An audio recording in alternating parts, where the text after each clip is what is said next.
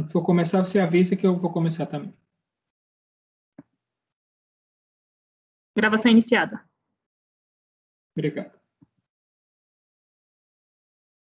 Bom, retomando os trabalhos da reunião do mês de julho, da segunda turma ordinária da terceira Câmara da primeira sessão de julgamento do CAF, sessão das 14 horas do dia 21 de julho de 2021.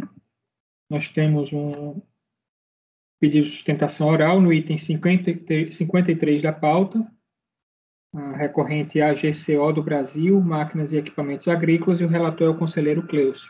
Então, nós vamos iniciar pelo julgamento desse item. Eu peço ao apoio que solicite o ingresso do patrono, Dr. Luiz Paulo Romano. Votação, presidente.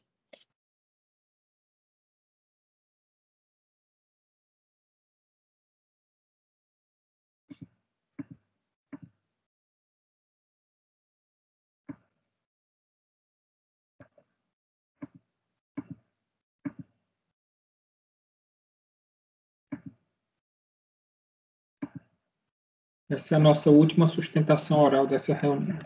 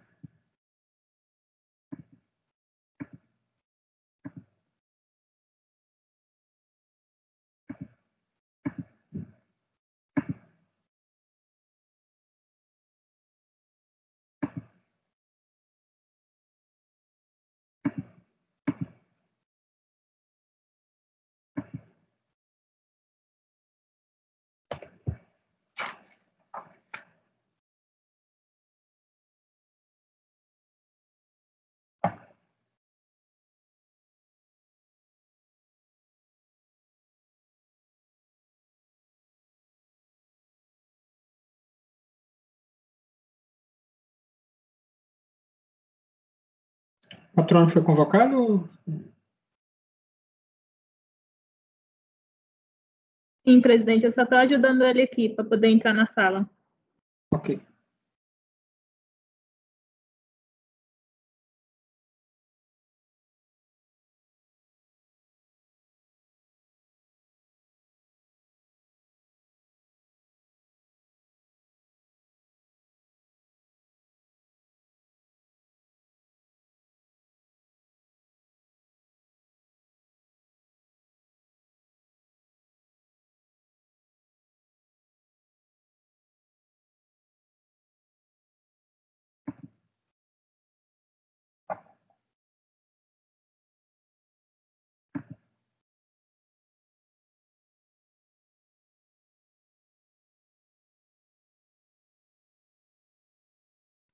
Presidente, o patrono não está conseguindo acessar, ele vai entrar e sair de novo, tá bom? Tá, tudo bem. Exato.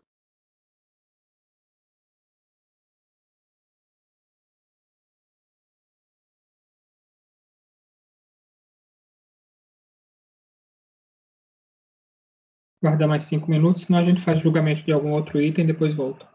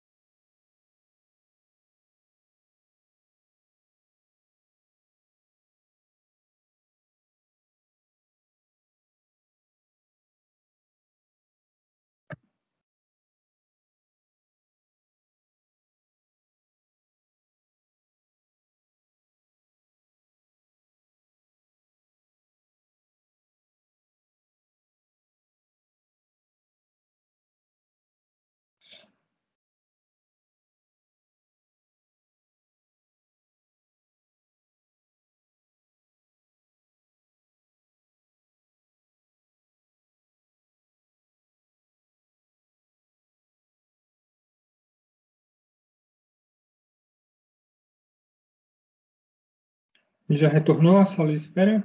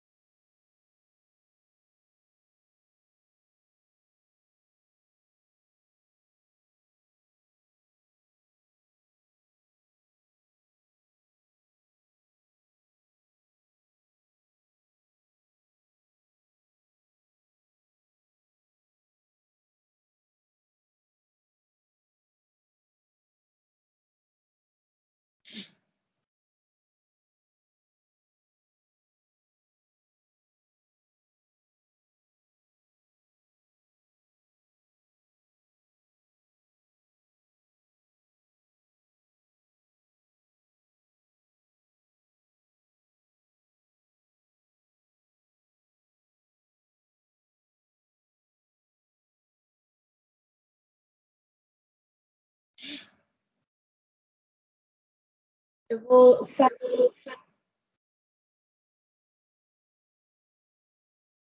Não deu para entender. Gente, ele não está conseguindo acessar. Tá, então nós vamos fazer o julgamento do primeiro item da pauta da tarde, da sessão da tarde, e aí ao final a gente tenta novamente, tá? Vou comunicar a ele então isso. Então vamos fazer o julgamento do item 38 da pauta, recorrente tickets de serviços SA, relator conselheiro Flávio. Depois nós retornamos. Processo 53.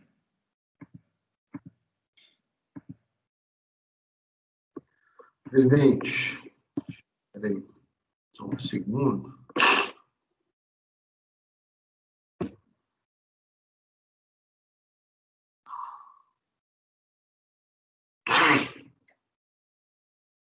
Ô, presidente, como eu havia adiantado, esses processos, cada um é cada um, digamos assim, do 38 ao 43.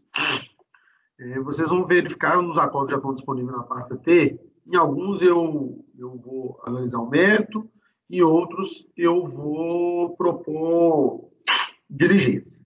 Mas eu acho que aqui na ordem não vai interferir em nada. Acaba que, nos que eu vou propor diligência, a motivação é a mesma, e vocês vão entender o porquê dela.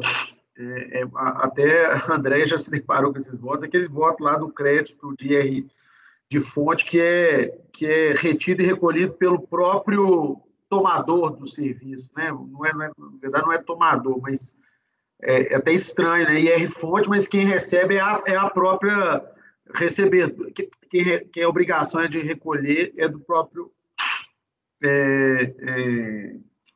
receber, quem recebe os valores. Bem, mas acho que a gente pode começar pelo 38, né? Que é o que está aí primeiro na pauta, e aí a gente vai um a um. Pode ser? E aí, presidente, fica até a sugestão aqui, com o patrono do item que tem sustentação oral, se ele conseguir entrar, a gente pode suspender, assim, terminar um julgamento, suspender e depois voltar, porque não vai ter sim. Tá? Então, vamos lá no 38. Bem, e todos são pedidos de compensação, para minha alegria. Bem, nesse primeiro aqui, que é o final do processo 2011-59, o 38 da pauta, nós estamos falando de saldo negativo de RPJ, apurado no ano calendário de 2006, que foi informado de DPJ como sendo no valor de R$ 4.241.000. O despacho decisório, o saldo negativo invocado, ele era composto por IR fonte no valor de 10 milhões, de pagamentos no valor de 6 e estimativas compensadas no valor de 2 milhões. No valor total 19 e o valor do tributo devido no período seria de 14 milhões. Aí a diferença de um e de outro daria o saldo negativo. Diferença do valor do tributo devido e da somatória desses valores. Na análise de direito creditório, só os pagamentos foram confirmados na integralidade. Não se reconheceu qualquer valor contra as estimativas compensadas e somente foi confirmado o valor de 9 milhões no que tange as retenções informadas pelo contribuinte. Aí, assim, entendeu? Se o saldo negativo a ser reconhecido, seria de 1.300.000 antes dos 4.200.000 que ele informou. Aí ele apresenta manifestação de conformidade, acho que eu não preciso ler isso aqui. A DRJ de Salvador, em Salvador, no que tange as retenções na fonte, partir de uma premissa, que a DRJ parte dessa premissa, que o único documento hábil a comprovar a retenção seria o informe de rendimento, reconheceu grande parte do IR-fonte. Como se observa, do valor de 10 milhões relativo ao IR, que composição negativa, deixou-se reconhecer apenas 26 mil. Outra destacar que na qual também foi reconhecida a totalidade das estimativas nesse valor de 2 milhões. Então, o que foi devolvido, aí o contribuinte foi intimado da decisão do ACO, da decisão da DRJ, e apresentou recurso voluntário. Ele se insurge preliminarmente com relação à não intimação prévia, e quanto ao mérito, afirma que, havendo dúvida quanto ao valor da retenção, deveria o fisco, quanto menos, determinar a intimação das fontes pagadoras para a confirmação. Bem, da tempestividade. Qual é o seu voto, né, presidente? Eu estou indo num pocket aqui, mas pode ir, né? Qualquer coisa vocês me interrompem aí, tá? Então, é tempestivo como os demais requisitos. Bem, a discussão que foi devolvida é só esse R-fonte desse valor aí de R$26 mil. Na decisão proferida pela DRJ, que analisou a pena legal do recorrente, reconheceu os grandes partes do IR-fonte e a totalidade das estimativas compensadas. Nas declarações apresentadas pelo contribuinte, foi indicado o valor de 10 milhões de IR-fonte na composição do saldo negativo, sendo reconhecido pelo despacho decisório e pelo acordo recorrido 10.536, enfim, essa diferença. Primeiro, presidente, eu só invoco aqui a súmula 143, porque até que isso aqui vai ser importante para os outros votos desse contribuinte, mas para dizer que não é um simples informe de rendimentos que comprova a retenção. Entretanto, no presente caso, o recorrente não traz aos autos qualquer elemento adicional para comprovar a parcela do IR-fonte não reconhecido pelas decisões exaradas, despacho decisório e acordo da DRJ. Como se observa do recurso voluntário apresentado, em um primeiro momento, o recorrente discorre pela necessidade de ocorrer prévia intimação do contribuinte no pedido de compensação. Todavia, independente de se concordar ou não com essa afirmação, no apelo não há qualquer pedido pelo reconhecimento da nulidade do despacho decisório. Assim, não há nada que se provê neste ponto. Ele só fala, mas ele não pede nada. Portanto, destacar que estado que eventual nulidade, por se tratar de matéria de ordem pública, poderia ser invocado, atualmente reconhecido pelo julgador administrativo. No presente caso, todavia, não se vislumbra vício no ato zarado, à medida em que pese poder ser uma medida importante, que evitaria a abertura de inúmeros processos administrativos que tratam das declarações de compensação, nada na legislação obriga o agente fazendário a intimar previamente o contribuinte para que só assim possa exarar o despacho decisório. Então, nesse caso aqui, eu estou enfrentando a questão, porque vocês vão ver que em outros processos, o contribuinte foi intimado, ele traz o mesmo tópico da ausência de intimação e ele foi intimado. No que tange ao mérito da discussão, como demonstrado a Lourdes, o recorrente não apresentou qualquer argumento para desconstruir as ilações colocadas no acordo proferido pela DRJ, tampouco trouxe aos autos qualquer documento, qualquer elemento e ou documento para comprovar a parcela não reconhecida pelo IR-fonte que compõe o saldo negativo. Assim, em que pese o entendimento deste relator quanto à necessidade de busca da verdade material, ainda mais quando se está tratando de reconhecimento ou não do direito creditório invocado em pedido de compensação, entende que caberia ao contribuinte trazer elementos e documentos para comprovar suas alegações. Só a partir da análise desses elementos e havendo dúvida do julgador é que este deve determinar a realização de diligência, para que esclarecimentos e elementos adicionais sejam colecionados aos autos, para que haja, sim, segurança e certeza na decisão do arado. Nesse sentido, entende-se que caberia ao contribuinte rebater o acordo da DRJ e, principalmente, demonstrar com provas o seu direito creditório, o que, no presente caso, data vênia, não foi feito em nenhum momento do apelo. Reitero-se que a conversão de julgamento de diligência só pode ser realizada com base na dúvida do julgador quando da análise dos elementos constantes nos autos. Na ausência desses elementos, não há o que ser esclarecido. Então, nesse caso, eu estou votando por negar provimento.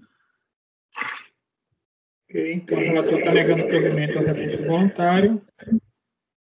Alguma divergência em relação à posição do relator? Pode ser por unanimidade?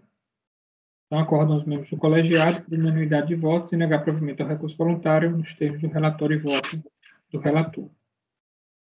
Flávio, quer fazer logo o item 40, que eu vi que seria bem parecido com esse daí? Pode Depois ser. Depois a gente vai para os 10. Depois a gente... Os 10. Tá, não tem problema nenhum. Vamos lá. 40. 40. Deixa eu abrir aqui, beleza. Aqui nós estamos falando de saldo negativo de contribuição social.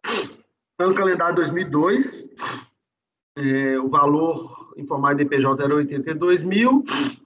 O saldo negativo era composto de R-fonte, no valor de 14, e a estimativa compensada no valor de 81, no total de 96.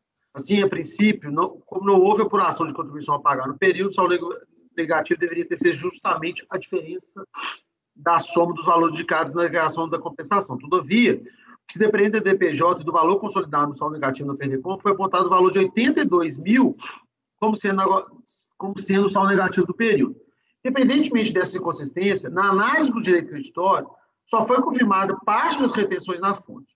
Foi reconhecido o valor de 1.500 ante o valor de 14 mil indicado pelo contribuinte. Importante ressaltar que, em que pese o despacho ter sido emitido eletronicamente, o contribuinte foi intimado previamente, folha tal, para apresentar os comprovantes de retenção na fonte que davam origem à parcela que compõe o saldo negativo, indicado como direito creditório. Devidamente intimado, o contribuinte apresentou manifestação de conformidade, defendendo a necessidade de reconhecimento da integralidade das retenções no apelo, das retenções na fonte. No apelo inaugural, não houve insurgência quanto ao não reconhecimento da parcela concedente à estimativa compensada no valor de 81 mil. Todavia, a DRJ de Campo Grande, ao analisar a manifestação de conformidade, entendeu por bem julgá-la improcedente, na medida em que não houve comprovação por parte do contribuinte do direito creditório. Ao ser intimado a referida decisão, o contribuinte se insurgiu via recurso voluntário. Em seu apelo, alega que não houve intimação prévia para esclarecer o direito creditório. Quanto ao mérito, no que tange a compensação da estimativa, afirma que, a despeito de processo número tal apontar outras compensações, a análise da sua conclusão, DOC 1, demonstra que restou reconhecido saldo de crédito remanescente após o abatimento das compensações nele indicadas. Deixando claro, ainda que a compensação indicada não tenha constado no processo administrativo de análise do crédito, a utilização de valor legítimo, inclusive reconhecido pelo FIS, não pode ser obstada. Eu vou explicar o que é isso mais na frente, tá? No que se refere às retenções, afirma que, ainda que pudesse ter ocorrido visto na forma de identificação do direito creditório, a comprovação da retenção determinaria, quando menos, aí ele pede a realização de diligência, mais uma vez. E não traz nada. Bem, aí é tempestivo e com os requisitos. E não voto. Da não comprovação do direito creditório. Como demonstrado no relatório acima, o direito creditório invocado na declaração de compensação apresentada pelo recorrente é referente a saldo negativo de contribuição social apurado no ano calendário de 2002, sendo descomposto por retenções na fonte estimativa compensada. No despacho decisório, enfim, eu já falei, só foi reconhecido parte das retenções, não sendo reconhecido qualquer valor contra estimativo. A decisão proferida pelo DRJ, que analisou o apelo inaugural do recorrente, deixou-nos claro que, pela documentação apresentada, só restaram comprovadas as retenções reconhecidas no despacho decisório, uma vez que aí fez aquela proporcionalização, né, porque era uma retenção única, e fez aquela proporcionalização no que tange à contribuição social. No que tange à compensação da estimativa, que a DRJ apontou que a interessada não questiona a informação do despacho de que essa compensação não consta do processo tal, e que a unidade de origem verificou a questão dessa compensação e informou no relatório anexo a tal. No recurso apresentado, o recorrente não traz nada de novo e sequer rebate as colocações lançadas pelo acordo da DRJ. Insiste na existência de direito creditório que, de acordo com as suas argumentações, poderia ser comprovado via diligência. Quanto à compensação, a princípio, não discorda que essa não faz parte do PA número tal, final de 2002-91, mas afirma que restou reconhecido saldo de crédito remanescente após o abatimento das compensações indicadas. Pois bem, em primeiro lugar, não se pode deixar de mencionar o equívoco do apelo quando afirma que em nenhum momento a recorrente foi intimada a respeito do possível inconsistência do executo. Não é verdade essa afirmação, todavia. Pelo que se denota dos autos, o recorrente foi intimado previamente pela fiscalização, e aí eu cito aqui para aqui. Inclusive, nos termos do documentos de florestal, o recorrente respondeu à referida intimação apresentando os documentos que lhe foram solicitados. Nesse sentido, não há qualquer razão na resignação do contribuinte. No que tange ao mérito da discussão, como demonstrado, o recorrente não apresentou qualquer argumento para desconstruir as ilações do acordo proferido, tampouco trouxe aos autos qualquer elemento ou documento para comprovar a parcela não reconhecida das retenções na fonte que compõem o saldo negativo. Aí eu trago mais ou menos não, esse livro que eu trouxe lá no outro, e aí eu acho que o último parágrafo que é importante. Quanto à compensação da estimativa, a parte de não ter sido contestada no apelo inicial, o recorrente, no recurso voluntário, afirma que a parcela supostamente quitada não tem qualquer relação com o PA número final 2002-91, nos termos indicados no seu perder conta. Nesse sentido, não há o que se prover, mesmo que neste processo, que não é objeto da presente discussão, não tenha sido consumida a integralidade do direito creditório lá indicado. Então, isso ficou claro para todo mundo, mas nesse último ponto aqui, porque ele fica tentando, ele fala que a estimativa foi paga via compensação desse final 2002-91, só que não foi paga. Aí ele vê que não foi paga, ele não indica essa estimativa como paga lá. Mas ele fala, nesse processo sobrou um crédito que ele tem que vir para cá, mas aí a gente estaria dando um crédito que nem teria como avaliar. Então, eu estou negando provimento ao recurso voluntário. Ok. Então, o relator também está negando provimento nesse caso. Há alguma divergência? Então, acordam os membros do colegiado por unanimidade de votos em negar provimento ao recurso voluntário nos termos do relatório e voto do relator. Deixa eu só verificar aqui. Fabiana, o patrono do item 53 já está em condições de ingressar na sala? Por enquanto, não, presidente. Ok, então vamos seguir. Estou tentando ajudá-la aqui. Pode falar, Gustavo. Presidente, esses dois casos do Flávio não teve preliminar, não? Ele não alegou a nulidade? Não foi bem uma nulidade, né? Ele fala, Gustavo, não tem um pedido, cara. Ele alegou que não foi intimado. Ele fala que não foi intimado, mas não fala que é nulo, entendeu? Eu enfrento até numa questão de poderia ser reconhecido, mas não há esse pedido expresso. Então vamos lá, Flávio, continuar aí. 39. 39. Ô, Paulo, peraí, deixa eu só ver pela ordem aqui. Vamos comer. Será que. Porque eu indico aí no nome dos arquivos o ano calendário. Acho que a gente podia começar do mais antigo. O que você acha? Que é o 42? Você vê problema? Tem problema. Que a gente vai no escalonando. Pode ser? Pode ser. Apesar de serem discussões apartadas, mas acho que fica mais fácil. Então, vou no 42 aqui.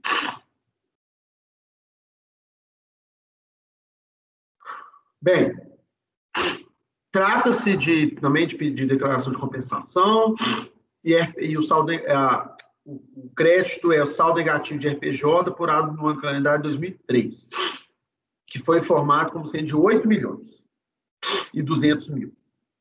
Esse saldo negativo era composto de fonte no valor de 9 milhões, sendo que foi apurado um tributo a pagar de 1 milhão e 110. Assim, a diferença daria esses 8 milhões. Aqui, na análise do direito creditório, somente foi confirmado o valor de 5 milhões no que tange as retenções na fonte. Assim, entendeu-se como saldo negativo disponível o valor de 403. O contribuinte apresenta manifestação de conformidade, que é analisada pela DRJ em Salvador. A DRJ de Salvador, ela parte dessa premissa, mais uma vez, de que o único documento para comprovar a retenção na fonte seria o informe de rendimentos.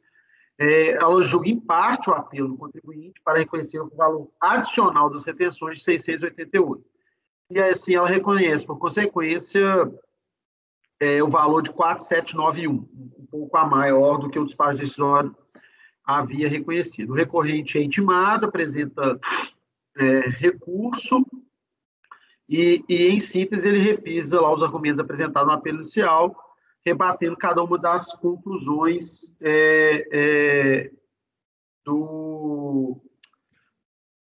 da DRJ. Bem, é tempestivo e, nesse caso, como eu já adiantei, eu vou propor uma realização de diligência e aqui a justifico. Como demonstrado no acordo recorrido, no perder conta, o contribuinte informou o valor de 9 milhões a título de R-fonte, discriminando 18 fontes pagadoras. Aí eu cito as fontes. No despacho decisório, foram confirmadas integralmente as retenções de 6 fontes indicadas no perder conta. As outras 12, tiveram seus valores de retenção confirmados parcialmente ou não confirmados, conforme quadro abaixo. Portanto, o presente análise se deterá na retenção dessas duas. Então, a BRJ delimitou bem a matéria em discussão. Nesse sentido, com base no entendimento de que a comprovação do IR-fonte só poderia se dar com a apresentação do informe de rendimentos, em análises pontuais que realizou, a turma de julgamento ACO reconheceu, como apontado no relatório à luz, somente parte dos valores pleiteados pelo recorrente. Aí eu cito aqui a súmula 143 do CARF, o caráter vinculante dela, inclusive, para a administração, né, não só aqui no ano do CARF. E assim, fica patente o erro da premissa incorrida pelo acordo recorrido, quando atesta que, em caso, a comprovação do direito creditório só poderia se dar com a apresentação do informe de rendimentos, devendo se afastar de pronto essa exigência na análise do presente processo. Bem, dessa feita, quando se analisa o acordo recorrido, o que se percebe é que o IR-fonte não foi reconhecido ou reconhecido em parte pela turma de julgamento ACO com relação às seguintes rúbricas. Aí eu cito aqui e eu vou analisar cada uma delas. Ademais, os recolhimentos realizados pelo recorrente, CNPJ tal, a turma de julgamento ACO não reconheceu o direito creditório. No que tange ao recolhimento sobre o Código 3426, que se referiam ao IR-fonte incidente sobre operações de mútuo realizadas entre empresas do mesmo grupo, o entendimento que prevaleceu foi de que, em síntese, os dados recolhidos pela própria contribuinte não comprovam tratar de retenções efetuadas por outras fontes pagadoras e não pagas por elas, como alega. Além disso, o manifestante não trouxe o informe de rendimentos referente a tais retenções, conforme exigido pela legislação, e sequer identificou quais seriam a fonte pagadora. Já que não se refere aos recolhimentos sob o Código 8045, e que pese o argumento da recorrente que a obrigação pelo recolhimento do IR-fonte ser da beneficiária dos pagamentos, a DRJ em Salvador consignou que, tanto no DPJ quanto no PRDCOMP, o contribuinte deveria ter identificado corretamente as fontes pagadoras e as respectivas retenções. Em ambos, não as individualizou, tampouco apresentou os informes de rendimento. Então, ele exige o informe de rendimento também com relação ao 8045. Aí, presidente, aqui eu estou invocando, né, aquela questão da verdade material. Aqui eu faço a ressalva que naquele outro, não sei por que eu tirei. Esse entendimento não é acompanhado, em alguns casos, por todos os membros colegiados. Bem, aí eu vou um a um aqui na análise dos IR. O IR for no valor de R$ 3.800, Código 3426. No que se refere ao valor de R$ 3.879, no informe de rendimentos apresentado pelo contribuinte, as folhas 14, consta o CNPJ da fonte pagadora como sendo o número tal. Tem esse asterisco aí mesmo. De fato, não se tem dúvidas quanto ao erro da digitação deste documento, uma vez que se desconhece o CNPJ com o número do dígito composto com o símbolo, isso é jogo da velha. O recorrente, em seus apelos, invocando o patente erro no informe de rendimentos emitido pela fonte pagadora, alega que o CNPJ correto seria o 29.959.400, tal como consta em suas declarações, e que o valor do IR-fonte que compôs o saldo negativo é justamente de 3.879, que é o valor constando no informe apresentado. Tem completa razoabilidade o argumento do recorrente, em especial porque, em consulta ao CNPJ 29.959, junto ao site da Receita Federal do Brasil, se pode verificar que esse pertence à empresa Esparte, Administração e Participações, e que é o mesmo contribuinte que consta no informe de rendimentos apresentado ao recorrente. Nesse sentido, é imprescindível que a unidade de origem verifique se houve a declaração em DIRF da fonte pagadora, aí eu cito o CNPJ, no valor de R$ 3.879, se foi informado como beneficiário o recorrente e se os respectivos rendimentos foram levados à tributação nos termos da legislação. Lá embaixo, presidente, eu vou fazer os quesitos, mas aqui eu já estou indicando o que eu preciso verificar. Mas tem muita razoabilidade esse argumento aqui, tá? Muito batendo valor, enfim, ao nítido erro no informe. Do valor de 589, Código de Receita 5273. No que tange ao valor de 589, como demonstrado no acordo recorrido, a alegação do recorrente é de que se refere à retenção pleiteada incorretamente no PRDCOMP, uma vez que informaram o CNPJ 60942 e Código 3426, referente a tal retenção, tanto no PRDCOMP como no DPJ, quando o correto seria o CNPJ 61472 e código 5273. Todavia, a DRJ, a princípio, superando o erro cometido pelo recorrente, não reconheceu o IR-fonte na composição do saldo negativo sob o seguinte argumento. Aqui eu faço um resumo, ou seja, para todo julgamento ACO, em que pese, a princípio, ser superável o erro cometido pelo contribuinte, eles não teriam levado à tributação os valores que deram ensejo à retenção na fonte sofrida no valor de 15,89. E, por isso, este valor não poderia compor o saldo negativo do ano consolidado de 2003. Ocorre que o contribuinte alega que o rendimento no valor de R$ 2.947 foi levado à tributação e declarado na IDPJ na ficha 24 na linha 24 da ficha 6A, outras receitas financeiras da IDPJ.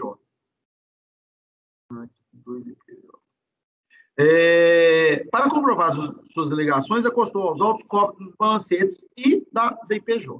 Todavia, quando se analisa a documentação, em especial a linha 24.6A da IPJ, o que se verifica é que foi declarada uma receita no valor de 25 milhões.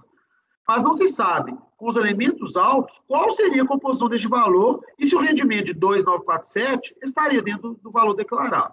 Nesse sentido, também se mostra imprescindível a análise por padrão de unidade de origem das declarações contábeis e fiscais do recorrente para que possa confirmar ou não se o rendimento de 2.947 foi levado à tributação e, por consequência, o IR-fonte dele decorrente deve compor o saldo negativo pleiteado como direito histórico.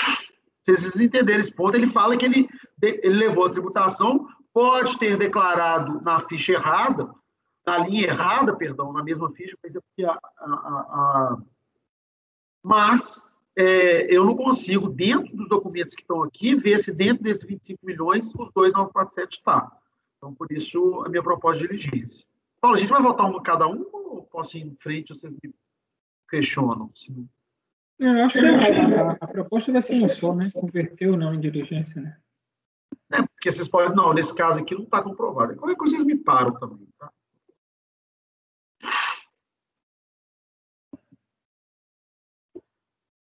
O IR no valor de 2431.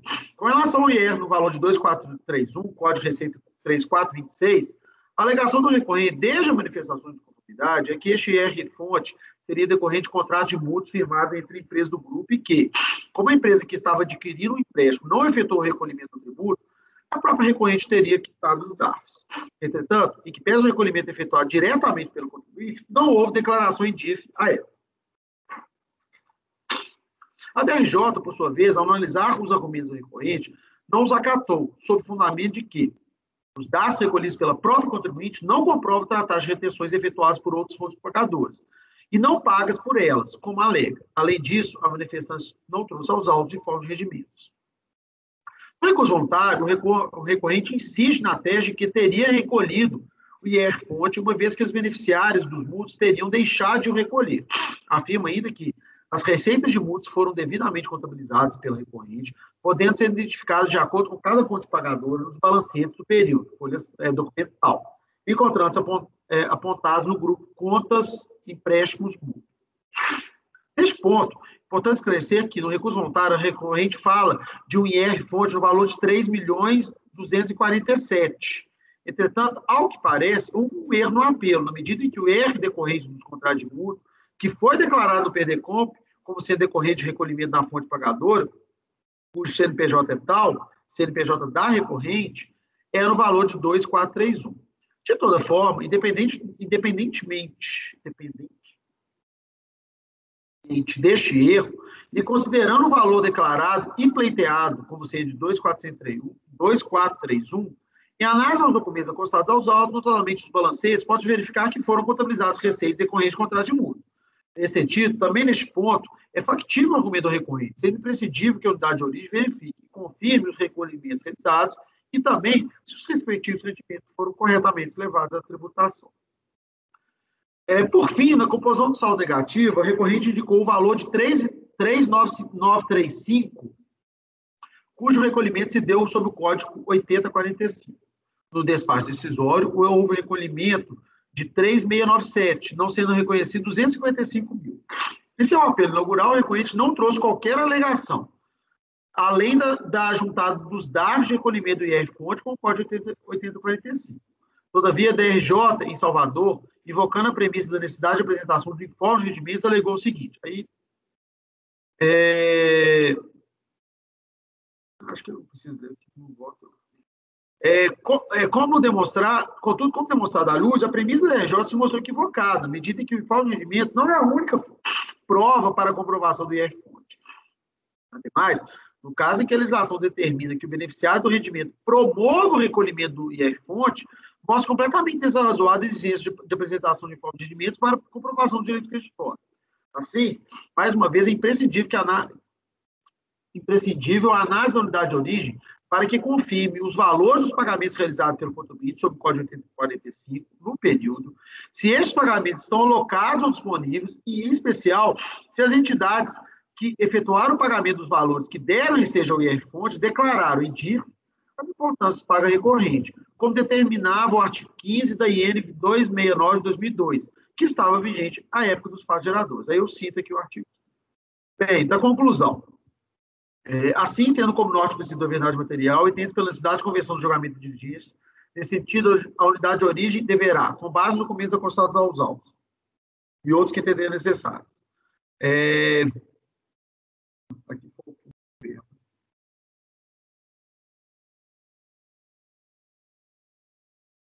Se a declaração na DIF da fonte pagadora tal, no valor de 3, se houve a declaração na DIF da fonte pagadora tal, do valor de 3.879, se foi informado com o beneficiário recorrente e se os respectivos rendimentos foram levados à tributação nos termos da legislação. Se o rendimento de 2.947 foi levado à tributação e, por consequência, nos termos alegados do recorrente, em especial, se foi devidamente... Um segundo, Paulo.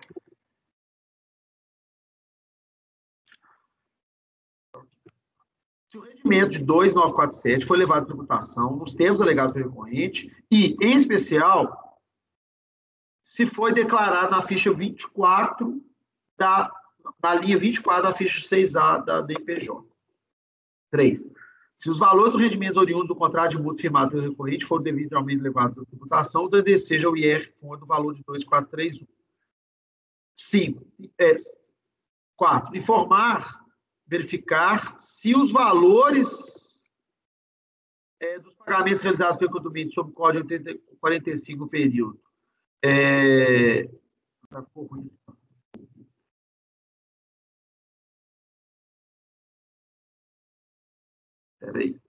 Questões.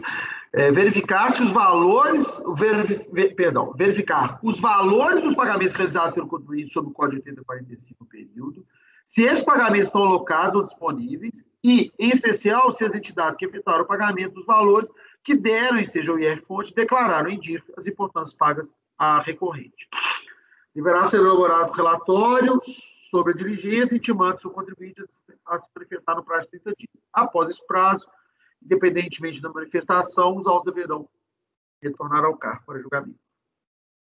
O meu voto, presidente. O relator está propondo a conversão do julgamento em diligência. Alguém tem alguma consideração a fazer? Eu particularmente, presidente, tem apenas um tópico aí que eu acho que o contribuinte teria que ter feito a prova e ele não fez. Mas, cara, o resto eu acho que prescinde de diligência.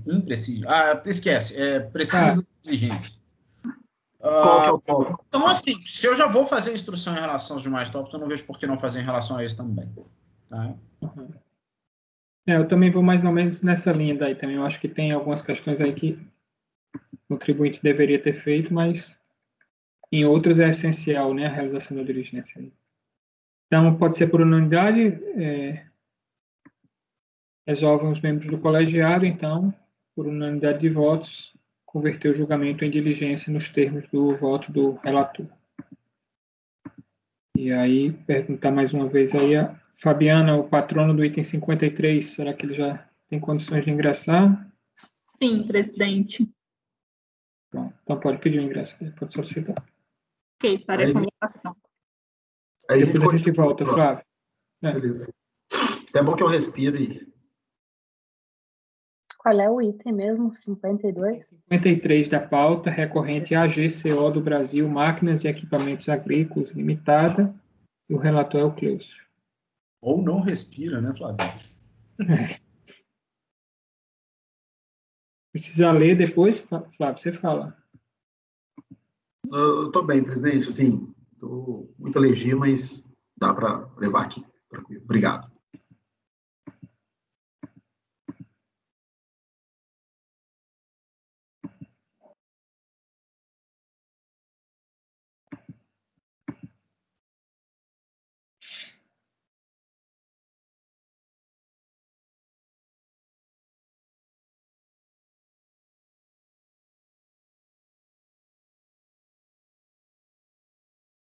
Aparentemente está tendo dificuldade ainda. Eu admiti aqui. Ok, obrigado. Boa tarde, doutor Luiz Paulo.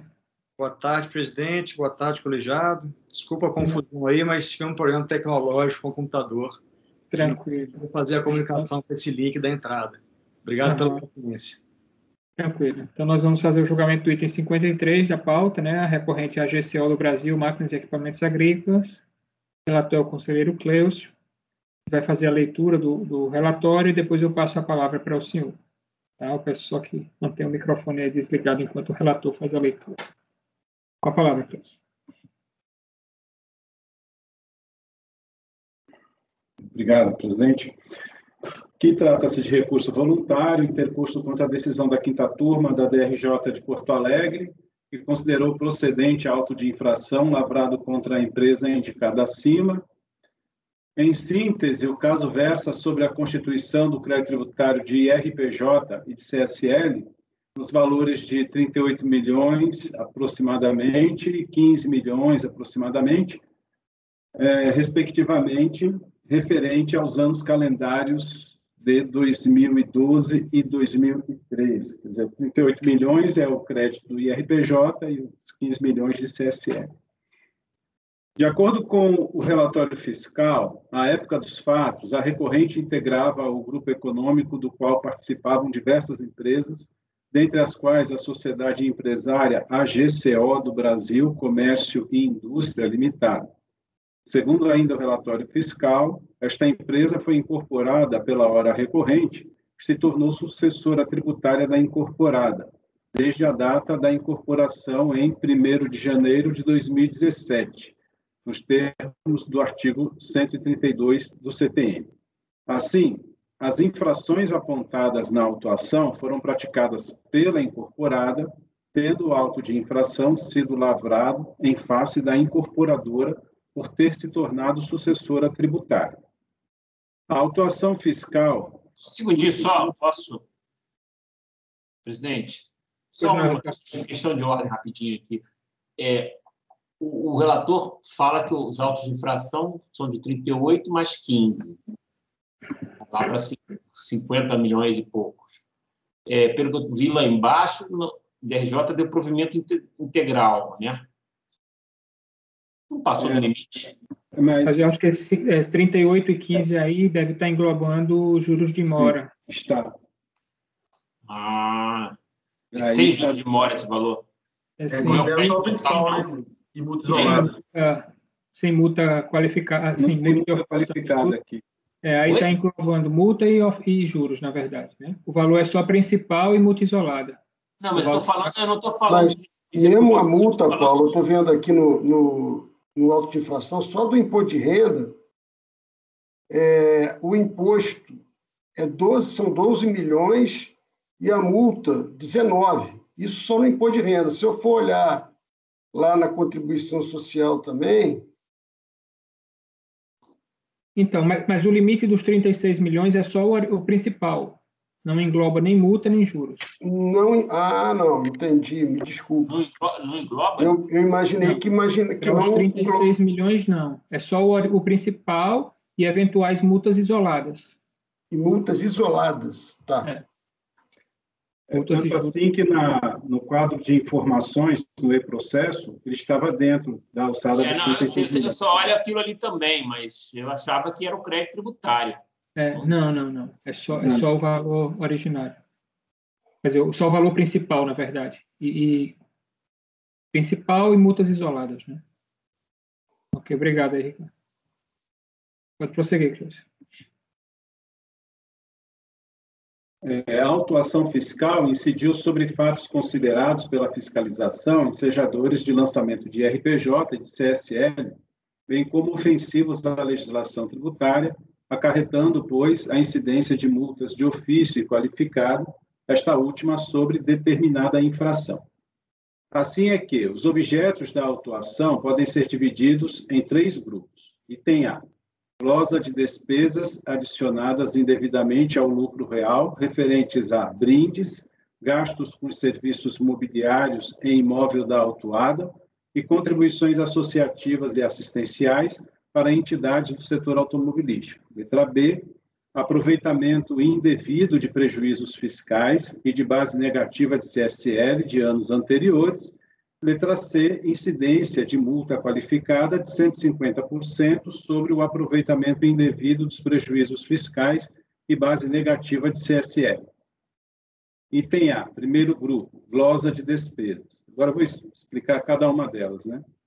Sobre o primeiro grupo, a fiscalização apurou que a recorrente não poderia levar ao lucro real despesas com determinados brindes, quais sejam copos, relógios de pulso, mochilas, bonés, impressos e calendários.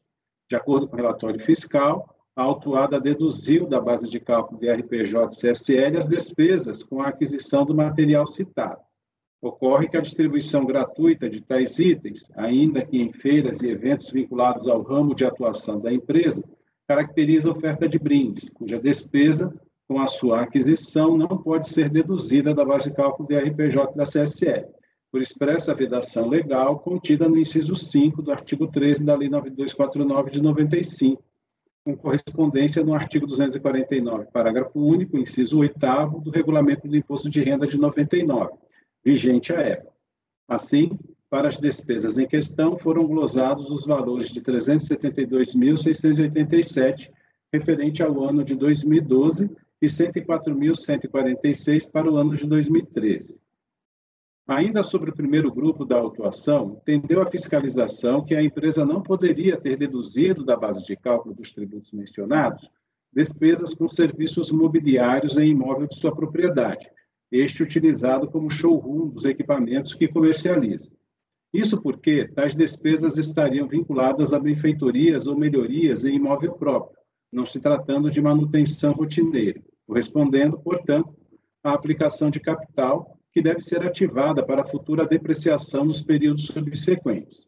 Em razão dessa ativação, nos termos do artigo 301, parágrafo 2º do Regulamento de 99, Regulamento do Imposto de Renda de 99, a empresa faria jus à depreciação de 4% ao ano, considerando a vida útil de 25 anos das edificações e calculada a partir de dezembro de 2012, resultando no valor de R$ 321,74 de depreciação.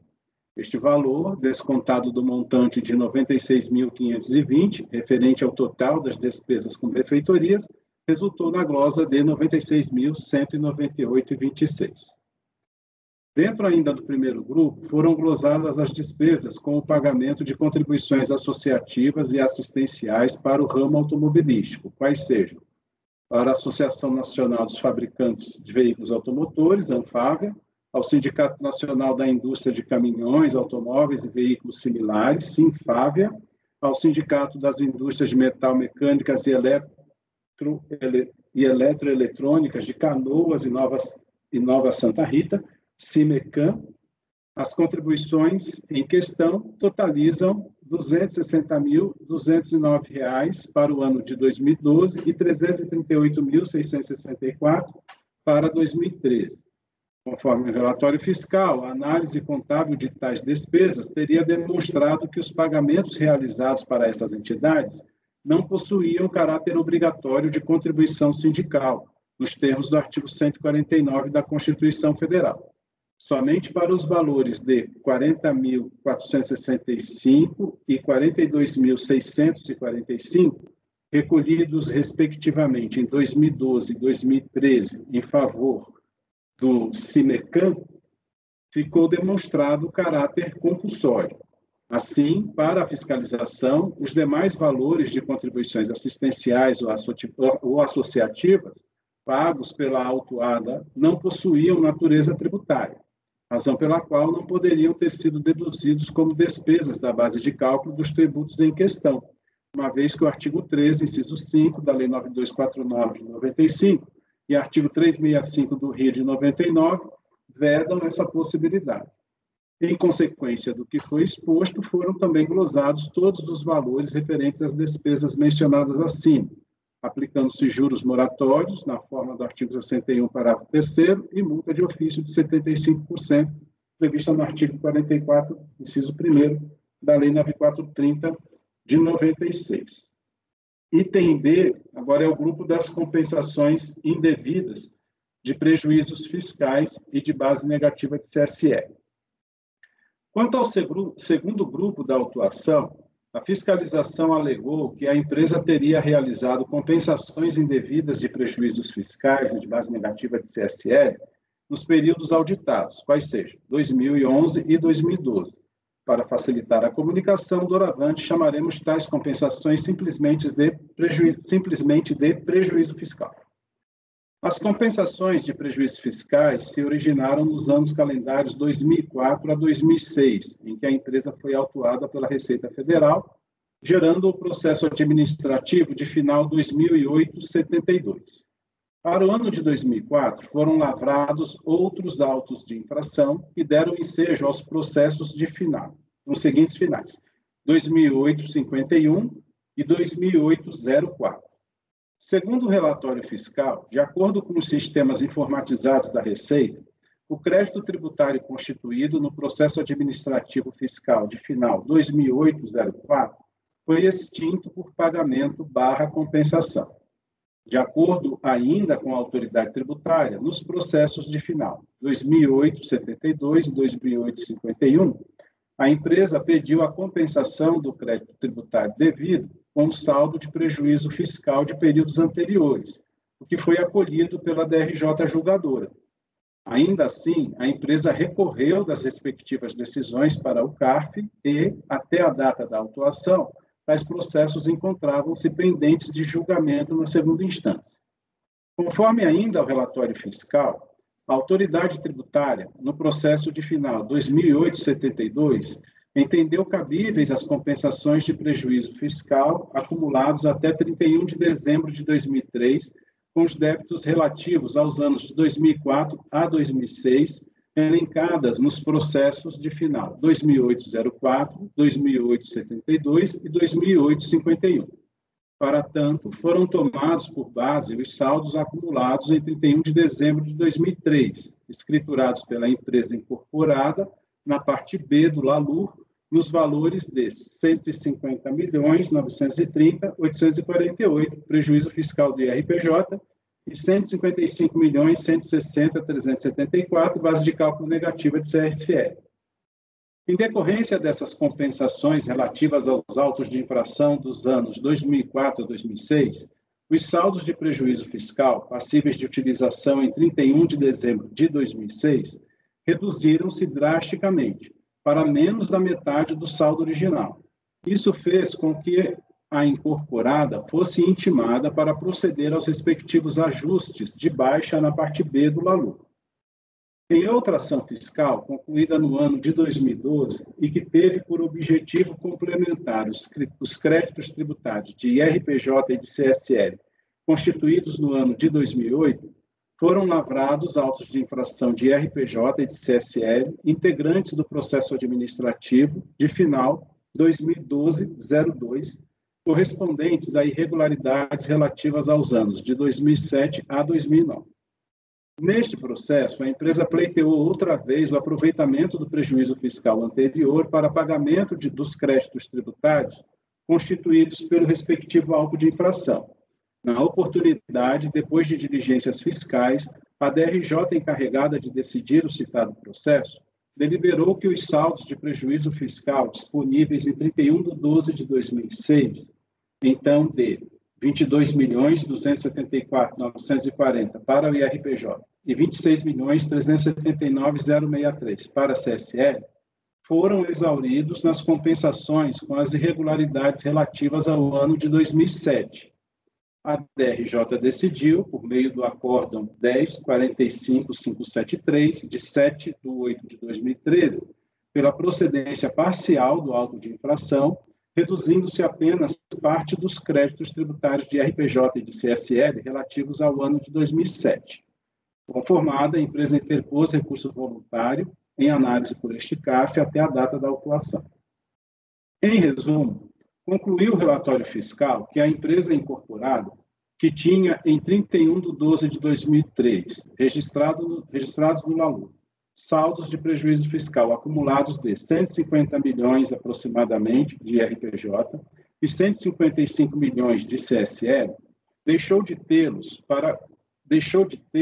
para compensar, deixou de tê-los pela compensação, melhor aqui, desculpa, pela compensação com as bases de cálculo de RPJ e de CSL de anos posteriores em função da compensação desses saldos com os créditos tributários constituídos nos autos de infração dos processos de final 2008-04, 2008-72, 2008-51, 2012-02, referentes aos anos de 2004 a 2007. Portanto, a partir de 2007, não havia mais saldos de prejuízo fiscal que permitissem a compensação com créditos tributários constituídos nos anos de 2008 e 2009, o que teria ficado demonstrado no processo de final 2012-02. Apesar disso, a empresa utilizou o saldo de prejuízo fiscal anterior para os anos de 2008 e 2009, o que ensejou nova autuação, integrante do processo de final 2013-15, cujo auto de infração foi julgado procedente pela DRJ em 24/10/2013, por meio do Acórdão 10.47.106, em relação ao qual a empresa não interpôs recurso, tendo sido inscrito na dívida ativa da União o crédito tributário correspondente. Posteriormente, em ação fiscal concluída em 2015, constatou-se nas DIPJs, relativas aos anos calendário de 2010 e 2011, nas fichas 9A, de demonstração do lucro real, pessoa jurídica em geral, e 17, cálculo da contribuição social sobre o lucro, novas compensações de saldos de prejuízo fiscal de períodos anteriores com as bases de cálculo de RPJ e de CSL dos anos de 2010 e 2011. Ocorre que, conforme explicado acima, a empresa já teria utilizado todo o saldo anterior e nos anos 2008 e 2009, as bases de cálculo de tais tributos foram positivas, de modo que se pode concluir que não houve a geração de novos prejuízos fiscais para serem aproveitados nos anos seguintes. Tais compensações foram finalmente confirmadas com a apresentação do LALU. Ainda de acordo com o relatório fiscal, não poderia a empresa ter aproveitado o prejuízo fiscal anterior para compensar na apuração de RPJ e de CSL de 2010 e 2011, razão pela qual foi lavrado novo auto de infração contido no processo de final 2015-96. O auto de infração apontou a compensação indevida de prejuízo fiscal para o IRPJ nos valores de R$ 28.353.469, ano de 2010, e R$ 19.969.637, ano de 2011. E para a base de cálculo negativa de CSL, nos valores de R$ 27.858.293, ano de 2010, e R$ 19.314.925, ano de 2011. Até a data da autuação, o referido processo encontrava-se em apreciação de recurso voluntário e de recurso de ofício neste caso. Em relação à presente autuação, o relatório fiscal explica que a empresa utilizou outra vez prejuízos fiscais anteriores para abatê-los da base de cálculo de RPJ e CSL dos anos calendários 2012 e 2013. Sucede que, conforme explicado anteriormente, desde 2007 a empresa não possuía mais saldo de prejuízo fiscal para ser aproveitado e nem houve a formação de novos saldos a partir daquele ano calendário, pois as bases de tais tributos vieram sendo positivas desde então. A empresa foi notificada já no âmbito da autuação deste processo para justificar por que não teria dado baixa no LALUR dos saldos dos citados prejuízos fiscais. A empresa respondeu que não teria procedido à baixa porque os seus processos encontravam-se pendentes de decisão perante o CARF. Isto posto, no âmbito da presente autuação, o relatório fiscal concluiu que restaram caracterizadas irregularidades relativas à compensação indevida de prejuízo fiscal nos valores de R$ 30.710.075, ano de 2012, e R$ 19.606.570, ano de 2013. E a compensação indevida de base de cálculo negativa de CSL nos valores de R$ 30.186.912, ano de 2012, e R$ 28.218.996, ano de 2013, sobre as quais incidem RPJ e CSL, considerando o disposto nos artigos 247, 250, 251, 509 e 510, todos do Regulamento do Imposto de Renda, e nos artigos 2º e 3º da Lei 7689, de 1988. Agora é o grupo da multa qualificada de 150%. Sobre a multa qualificada, a fiscalização entendeu, em síntese, que a empresa tinha conhecimento de que desde 2007 teria utilizado integralmente o saldo de prejuízo fiscal de anos anteriores. No entanto, conforme explicado, a empresa utilizou os prejuízos fiscais anteriores para reduzir os valores de RPJ e de CSL referente aos anos calendários 2008 e 2009, que ensejou o processo de final 2013-15. E para os anos 2010 e 2011, formou-se o processo de final 2015-96.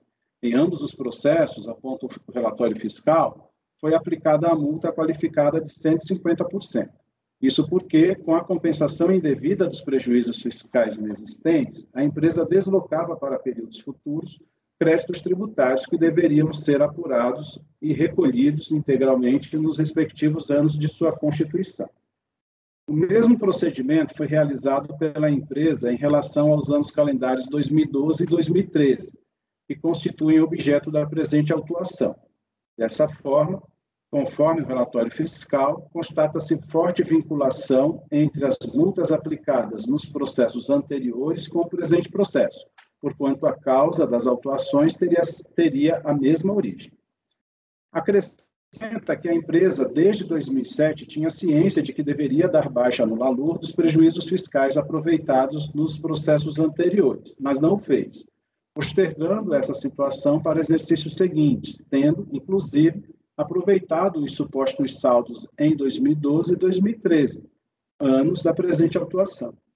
Na visão da empresa, estaria desobrigada de dar baixa de tais saldos do LALUR, porque seus processos estavam pendentes de decisão administrativa final. Para a fiscalização, entretanto, justificava-se também a qualificação da multa, porque, ao mesmo tempo em que a empresa entendeu estar desobrigada de efetuar a baixa dos saldos prejuízo anteriores na parte B do LALUR, requereu, no contencioso administrativo, a utilização desses mesmos saldos em compensações com créditos tributários constituídos.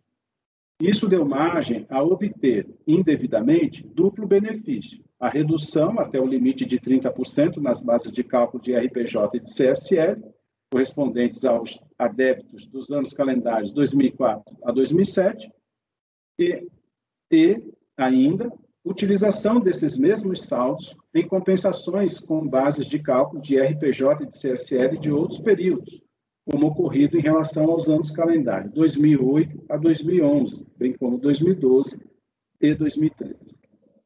Por tais fundamentos, foi aplicada a multa qualificada de 150% sobre os valores de RPJ e de CSL, nos termos do artigo 72 da Lei 4502/64, do artigo 44, parágrafo 1º da Lei 9430, de 96, com redação dada pelo artigo 14 da Lei 11.488, de 2007.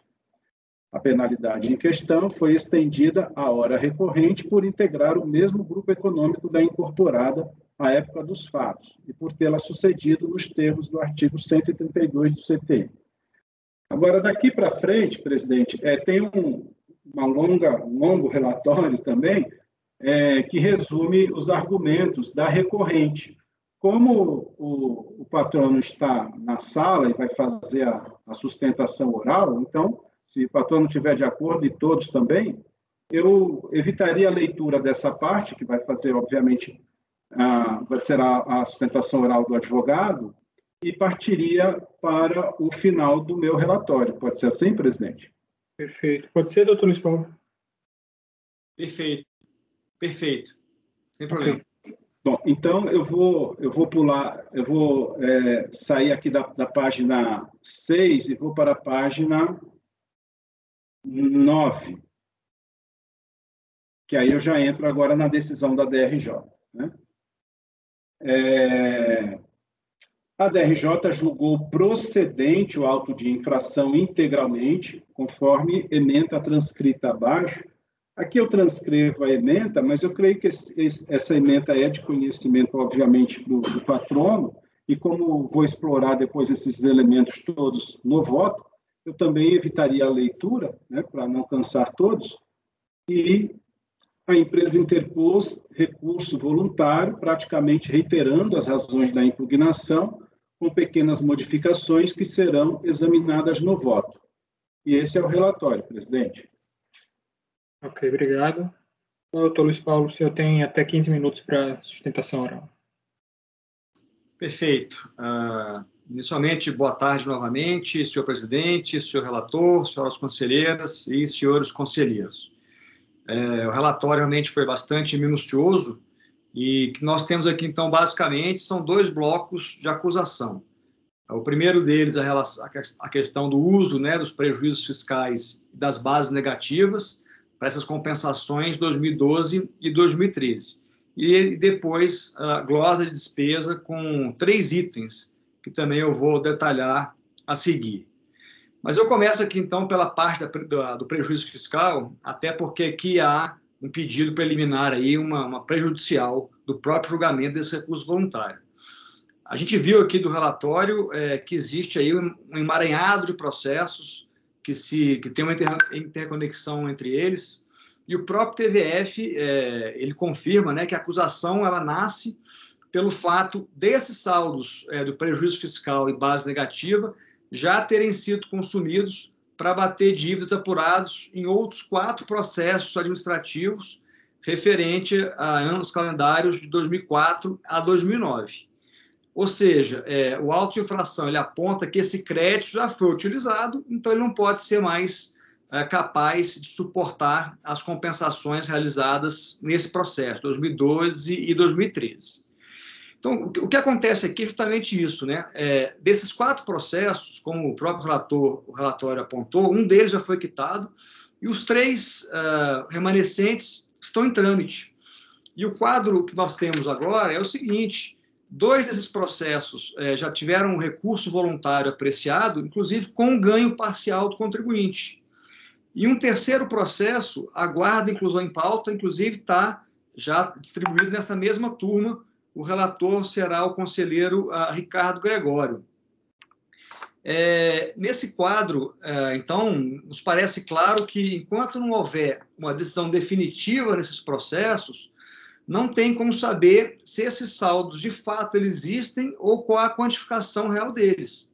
Aqui é um exemplo clássico, né, de causa e efeito. Se a recorrente ganha os processos anteriores, esse saldo de prejuízo fiscal passa a ser suficiente para fazer frente às compensações que foram glosadas nesse processo.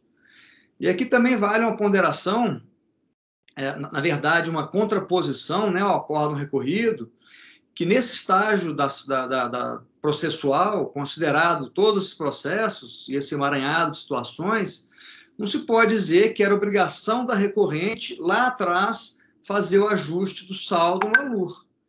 Né? Que, obviamente, se há o provimento integral desses casos anteriores, esse ajuste ia ter um impacto contrário ao que se pretende nesse processo.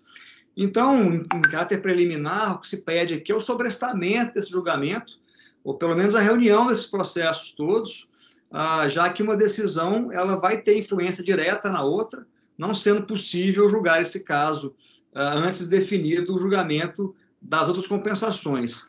Tem um precedente, aliás, tem vários precedentes do CARF nesse sentido, né? Quando há essa relação de causa e efeito. Eu cito aqui o acórdão, uma resolução, na verdade, 1402.000.437, no mesmo sentido o acórdão 1211.001.649, em casos bem parecidos com esse, em que há essas confusões de saldo negativo que vão se contaminando ano a ano, e é determinada, então, a reunião. Mas, pois bem, se não for esse o entendimento do colegiado, e houver desde logo o julgamento desse recurso voluntário, é imperativo que, pelo menos, se reveja a imposição dessa multa qualificada. Né? Nós vimos aqui do relatório que a fiscalização aqui não apontou hora nenhuma uma conduta simulada, fraudulenta, dolosa do contribuinte. O que ela diz é, como naqueles processos lá dos anos anteriores houve a qualificação, eu vou qualificar aqui também. Só que nos casos anteriores haviam outras discussões, inclusive uma discussão muito complexa de ágio, em que tem toda aquela discussão que os senhores e senhoras conhecem bem, de empresa-veículo, ágio interno e tudo mais, que ali demandou o exame dessa atividade que importaria numa multa qualificada. Então, assim, aqui é uma mera compensação, é uma questão de simples quantificação desse prejuízo fiscal. Se tem montante suficiente ou se não tem. Aqui não tem espaço, e nem a fiscalização foi nesse sentido, para dizer que houve uma simulação, uma fraude na apuração desses valores. Até porque, pelo contrário, está tudo na contabilidade, tudo declarado de forma transparente. Então, aqui se pede, então, se for entrar nessa questão de julgar o prejuízo fiscal desde logo, que se entenda, então, que a contribuinte tinha, na sua contabilidade, a existência desse prejuízo, a liquidez depende da decisão dos outros processos, de forma que, na pior das hipóteses, essa multa tem que ser afastada, até porque são imposições dentro dos processos que não se comunicam. Pois bem, presidente, encerrando esse tópico, então, o que se pede aqui é o sobrestamento do processo para aguardar a definição do montante do prejuízo da base negativa, ou, no mínimo, que se dê provimento para afastar a multa desde logo. Bom, então, passando adiante, em relação à questão, então, das glosas de dedução, né? Como apontado no relatório, são 3 itens aqui. O primeiro deles é uma questão de propaganda, né? Que o auto de infração, ele diz que era, na verdade, mera distribuição de brindes. Então, aqui vale contextualizar, né? A Recorrente é uma empresa que fabrica tratores, maquinários agrícolas, e ela participa, como é comum aí nesse mercado, dessas feiras agropecuárias, desses festivais que se promovem aí para divulgar a sua marca. E essas despesas, elas foram incorridas justamente para fazer propaganda, né, junto aos seus potenciais clientes, junto à mídia especializada, através de produção de impressos, de calendários, de bonés e tudo mais. Então, na verdade, esses gastos, eles tinham, de fato, o objetivo de divulgar a marca e os produtos. Claro, intuito de propaganda, de marketing. Dispêndios feitos nessas feiras agropecuárias, que são eventos essenciais para a Recorrente reforçar a sua marca. Então, é algo realmente vital para a manutenção da fonte pagadora. E aqui tem um fator que é bem interessante ressaltar, é que a Recorrente, ela trouxe no processo prova de que ela, de fato, também distribuía brinde. Em relação a esses brindes que eram distribuídos, eles foram incluídos, essa despesa foi incluída no lucro. Então, há uma separação efetiva daquilo que é realmente o brinde, né, daquilo que é uma ação efetiva de propaganda e marketing.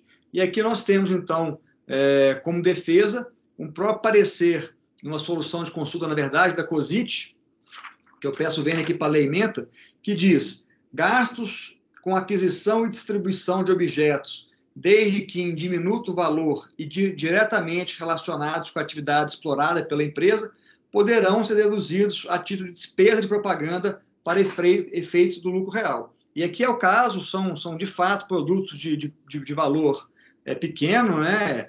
Bonés e camisetas e esses impressos, de forma, então, que se faz presente aqui, incide o racional da solução de consulta.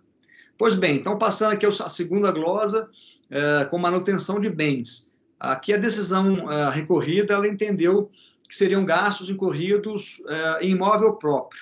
E aqui o que nós temos é uma loja, né, chamada Massey Shop, onde a empresa colocava ali também as suas mercadorias, né, os veículos, os tratores. Então, na verdade, também aqui são dispêndios necessários a percepção de receitas e manutenção da fonte produtora, já que a loja ela também desempenha um papel importante na divulgação da marca e faz com que também essa despesa seja necessária e usual e, portanto, dedutível. E aí, por fim, nós temos a despesa com as chamadas despesas associativas, né, que são os valores que a recorrente pagou aos seus sindicatos, às suas associações. O fisco glosou essa dedução pelo fato de elas não serem compulsórias, o que é verdade, mas, a exemplo das demais, elas permanecem sendo necessárias e usuais.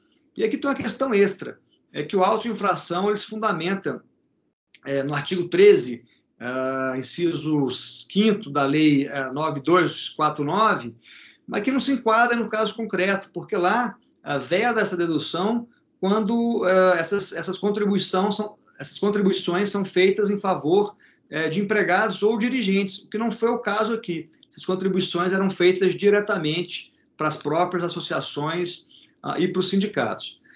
Pois bem, senhor presidente, então aqui já encerrando a minha fala, com essas considerações, a gente requer então novamente o sobrestamento desse recurso ou, caso o colegiado entenda por bem apreciar desde logo, o seu provimento. Muito obrigado pela atenção, uma boa tarde.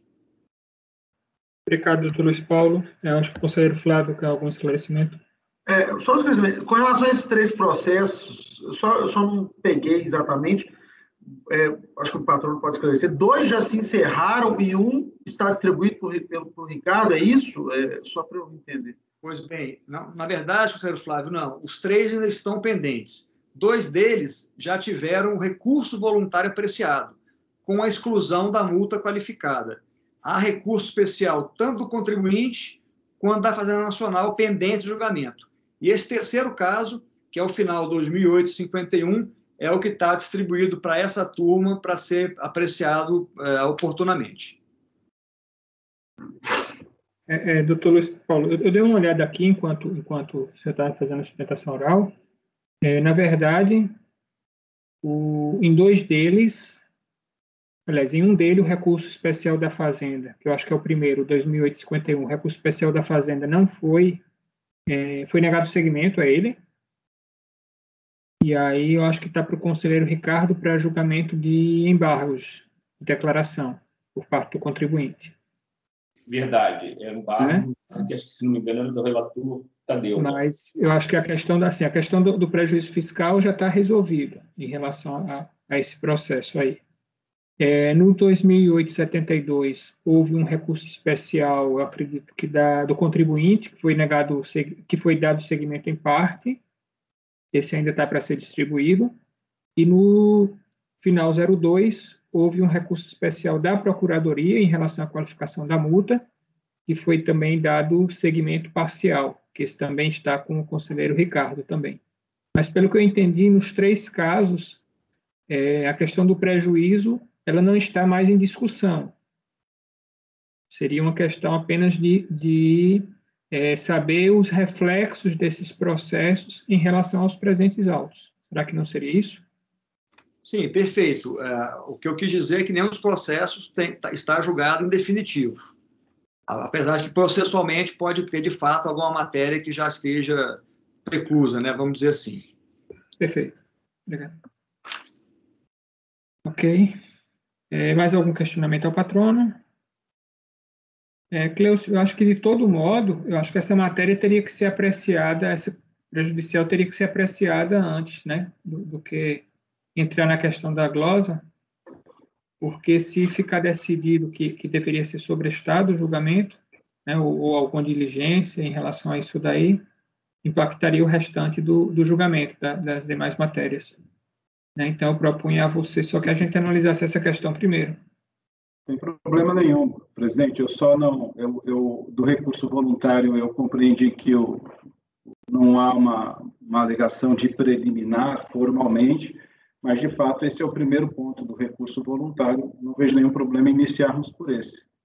Então, vou inverter aqui a ordem da leitura, mas não sem antes dizer que o recurso é tempestivo, preenche os requisitos legais de admissibilidade, razão pela qual eu estou tomando conhecimento dele. Então, eu vou fazer uma inversão aqui na ordem que eu organizei o voto, para enfrentar primeiramente a questão referente ao prejuízo fiscal, esse emaranhado de processos relativo ao prejuízo fiscal, e depois nós, se for o caso, né, enfrentamos o caso da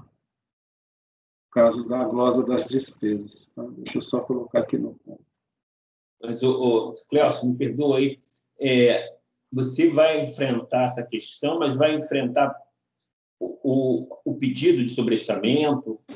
Olha, eu já... Estou entendendo aqui que você já está indo no mérito da questão. E só para entender. Eu estou indo no mérito, Ricardo e presidente, porque, no meu entendimento aqui, o argumento do sobrestamento ele é desnecessário, porque esses processos foram julgados na análise que eu fiz. Então, por isso, essa prejudicial, eu já antecipo, eu não estou vendo como uma relação de causa e efeito de dependência, né? Conforme alegou o patrono, que, aliás, o cumprimento pela sustentação oral muito bem feito. Então, eu analisei todo o mérito.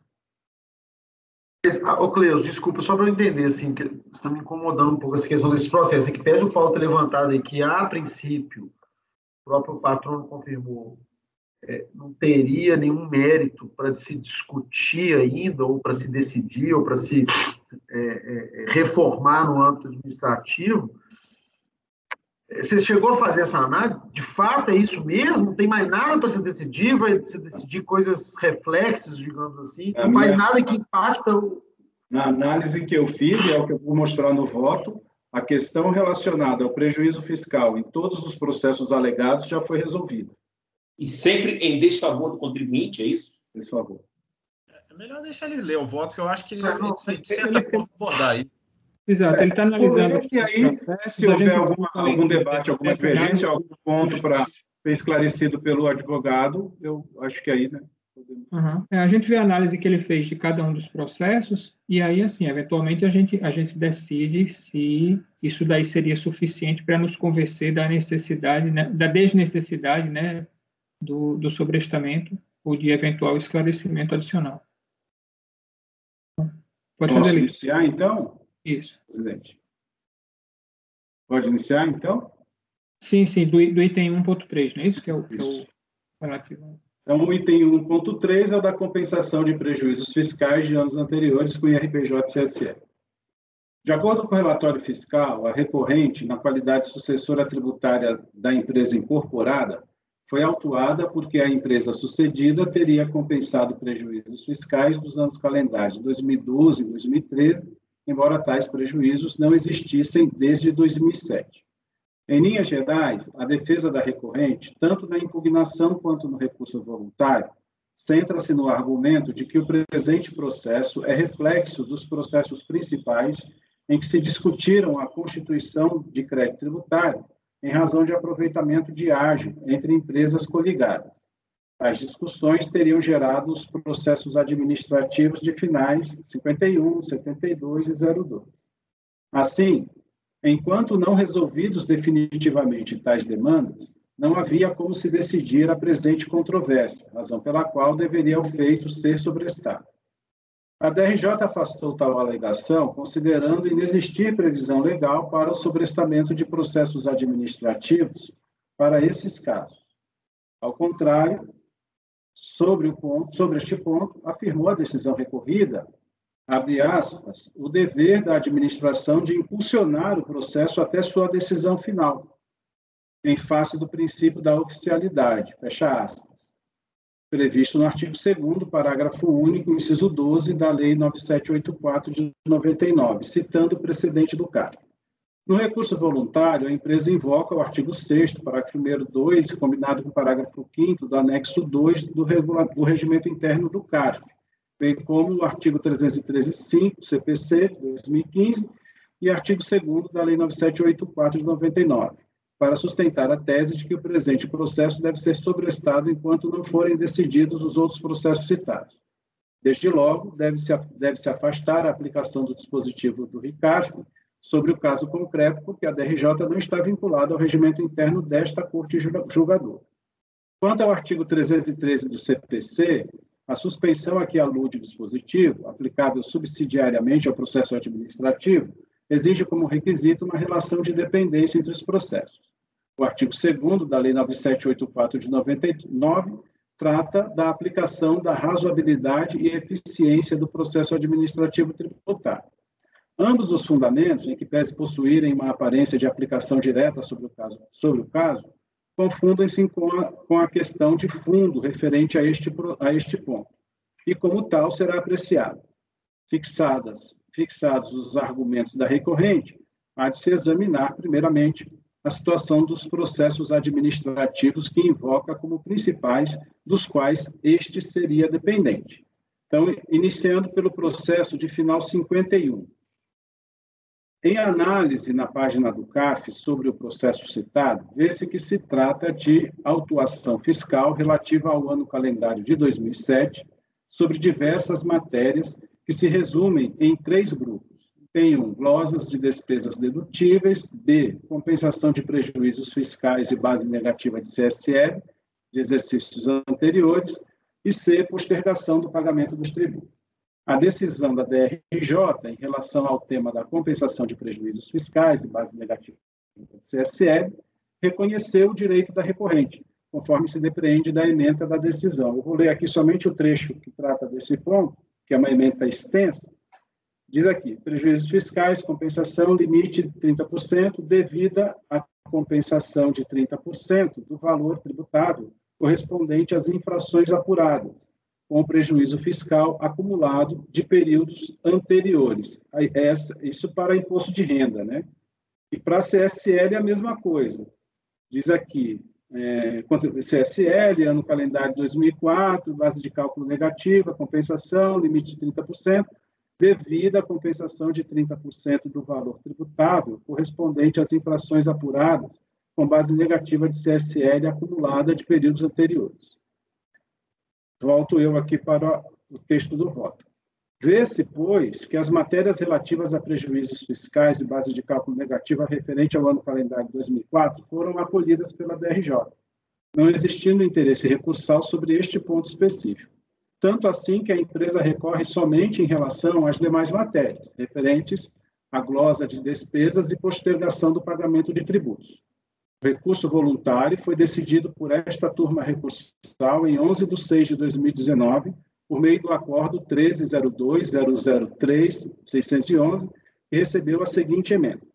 Aqui, com base na emenda, esse tema, o prejuízo fiscal, nem é tocado, porque não foi, obviamente, matéria recursal devolvida para o CARF.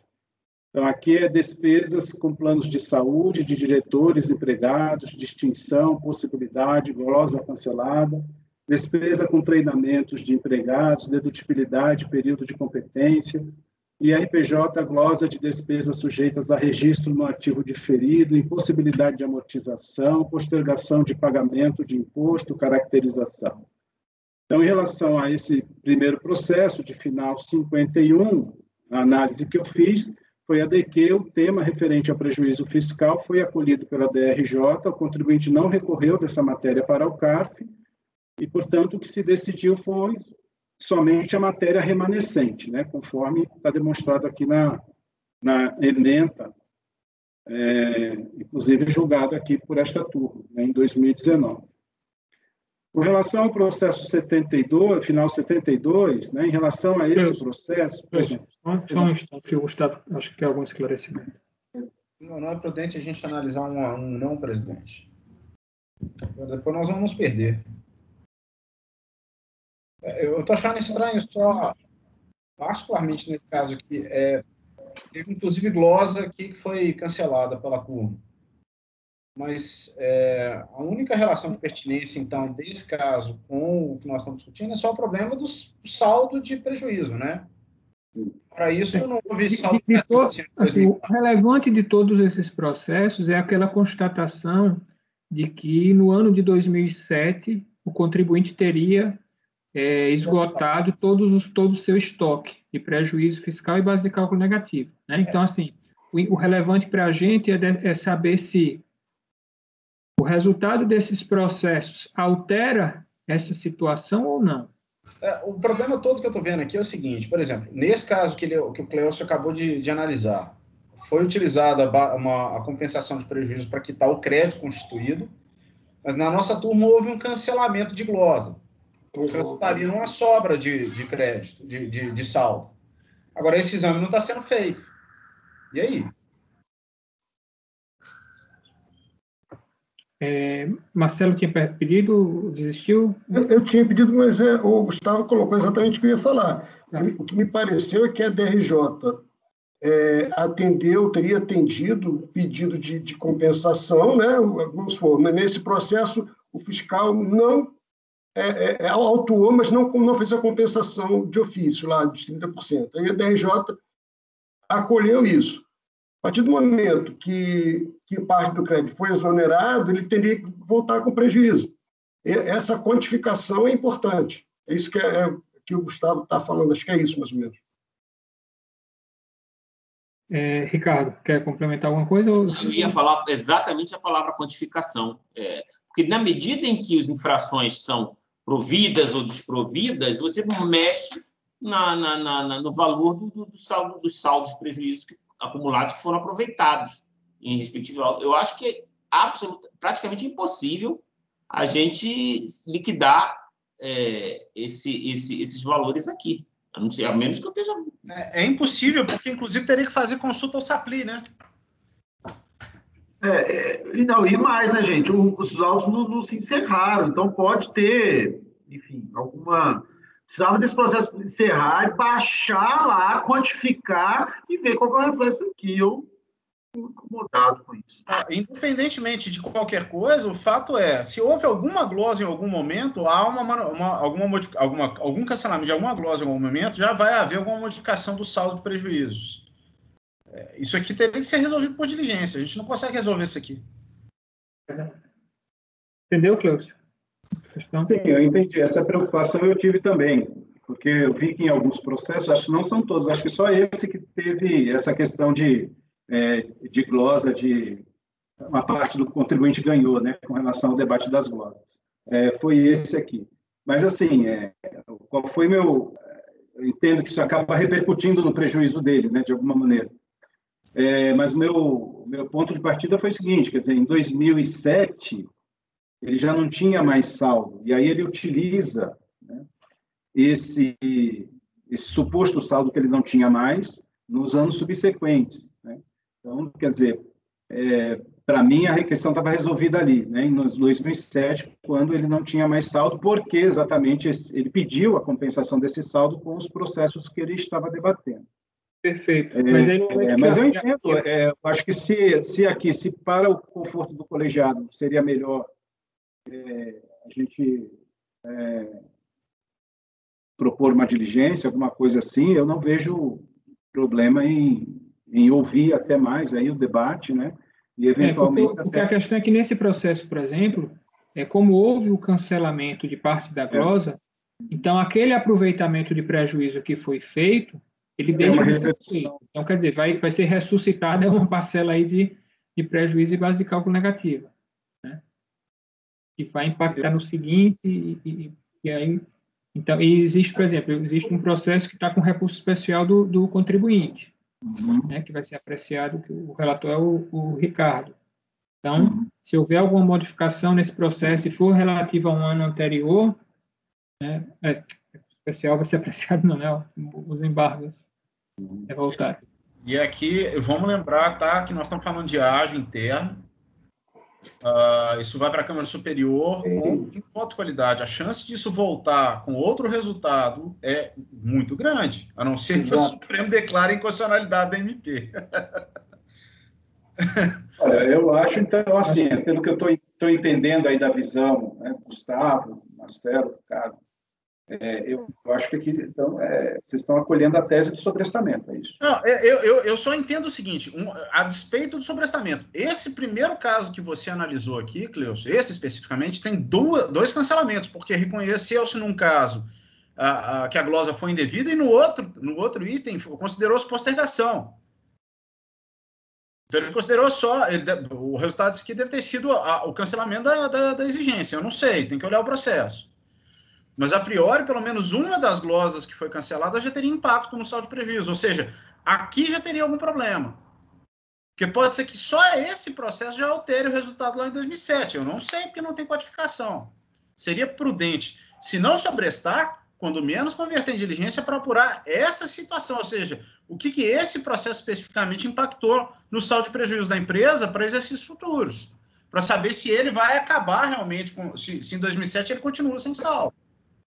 Mas aí a diligência não resolve, né, Gustavo? Porque tem os outros pendentes. Né? Não, mas a diligência, a gente sobrestar... Sobrestamento. Isso aqui tem que ser resolvido. Mas, Paulo, aí eu faço um questionamento. Não teria como propor uma diligência, mas para ser realizada quando encerrasse os processos, seria um sobrestamento / diligência, seria... Porque não adianta o processo voltar para cá para depois mandar a diligência.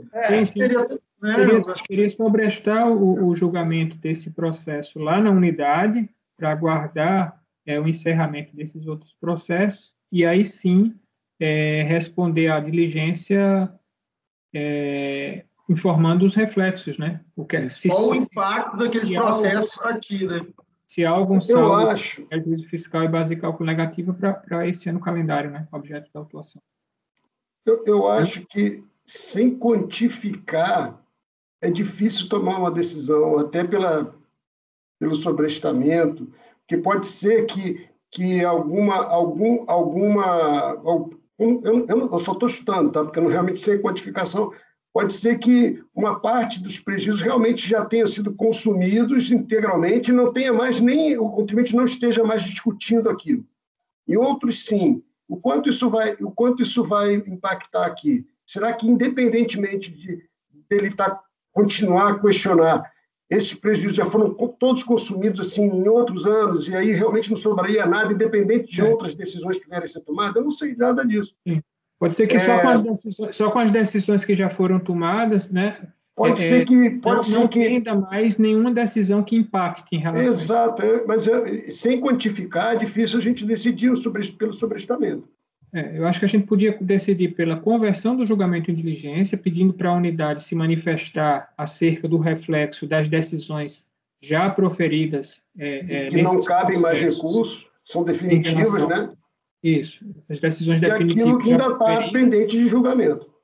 E se houver ainda alguma decisão que possa impactar, aí sim, aguardar o trânsito em julgado, né, para poder informar.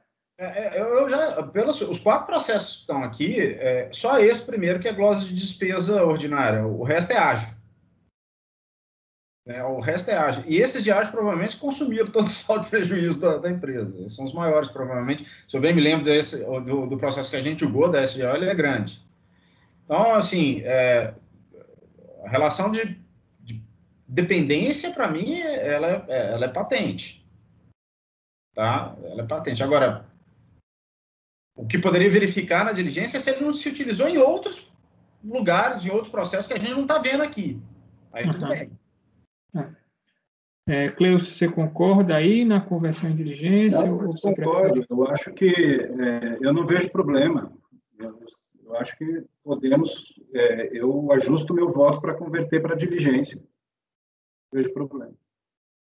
Tá, então, só para a gente delimitar aí o conteúdo dessa diligência, né? Seria para a unidade verificar os reflexos das decisões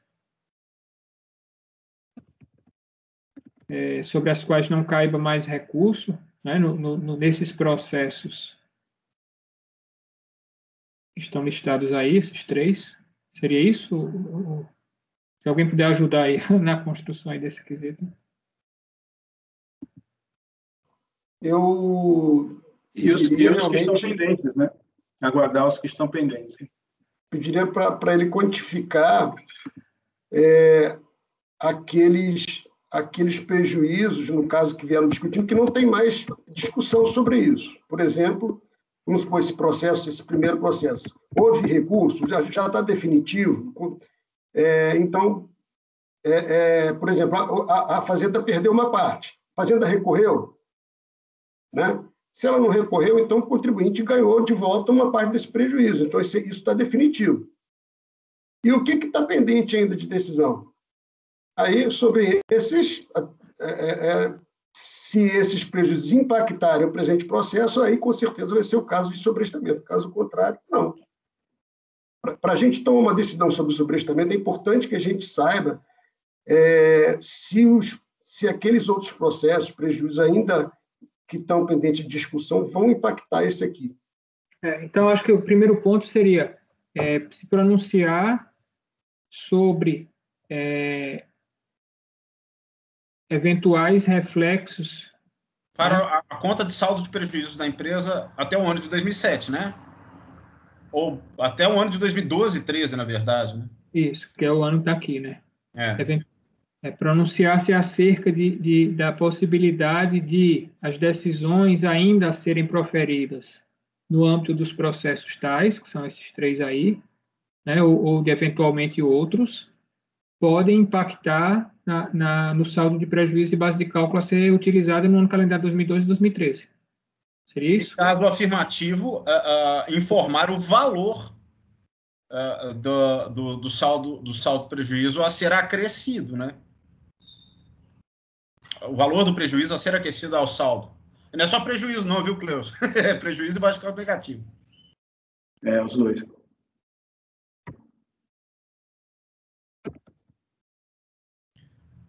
E informar, ao fim, quanto àqueles que, se dentre os processos que estão aqui, se já houve decisão definitiva e se não houve, quais seriam os impactos, é isso? Não sei. Se a unidade de origem pode fazer essa verificação, inclusive sobre processos que estão pendentes aqui. Aí os auditores podem me falar. Eu estou achando complicada essa decisão. Não, na verdade, eu acho que é simples, Ricardo. A verdade é o seguinte, ele está dizendo que em 2007 tinha esgotado o prejuízo. Não foi isso? Só que o contribuinte vem contestando porque esses prejuízos estão sendo compensados de ofício, né? Estão sendo compensados de ofício. Estou imaginando isso.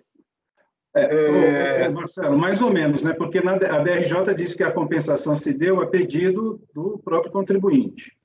Mas vamos considerar que fosse de ofício. Mas durante o processo, né? Quer dizer, o contribuinte ele foi autuado, o fiscal, eu estou imaginando, tá? Que o fiscal não fez a compensação de ofício e depois ele pediu, a DRJ de ofício determinou que se fosse feito para reduzir. Bom, eu acho que é mais ou menos isso, Paulo. Determinar desses prejuízos que foram glosados pela fiscalização, quais estão definitivamente não para mais decisão, litígio sobre eles, seja porque a Fazenda recorreu, seja porque o contribuinte recorreu, e quantificar isso, para que nós possamos tomar uma decisão sobre o sobrestamento. Eu acho, como falou o Ricardo, o Gustavo, se há processo com compensação muito grande de prejuízo, né, pelo que vocês já julgaram aqui na turma, que eu não participava, é bem possível que vai haver sobrestamento, realmente. Não, pelo que eu vi aqui, dos 3 processos para baixo, eles são 3 processos de ágio. Nos 3 processos, o Cleus coloca que a DRJ autorizou a compensação de prejuízo ali. Então, esses 3 processos têm reflexos. Eu não sei se a pergunta se tem ou não tem reflexo seria tão pertinente, mas a gente coloca só para uma questão de segurança. Porque é melhor falar qual o reflexo, né? O que eu estou colocando, considerar a parte dos saldos de prejuízos baixos de cálculo foram utilizados para quitar a parcela dos créditos tributários constituídos dos peagens números tais, informar qual seria o impacto. Assim, eu só queria colocar uma coisa. Assim, essa mudança, essa posição que a unidade de origem vai nos passar, por mais que ela já seja... Só se ela já for favorável. Mas, caso contrário, a gente vai ter uma... É dinâmico isso aí, né? Essa mudança desses saldos. Então, não sei, aí volta para cá para a gente, como está dizendo o Gustavo, provavelmente mandar sobrestar. Né? Porque... E pode ser que quando chegue aqui, apesar de vir aqui uma pendência, já tem uma decisão que poderia ser já no sentido de não precisava sobrestar, mas a gente vai estar com porque, eu volto a dizer, dependendo da unidade de origem, essa diligência pode levar 2, 3 anos para voltar. 4, 5 anos, dependendo. Então, eu não sei. Aí vai mandar fazer outra diligência? Vai ficar mandando fazer diligência?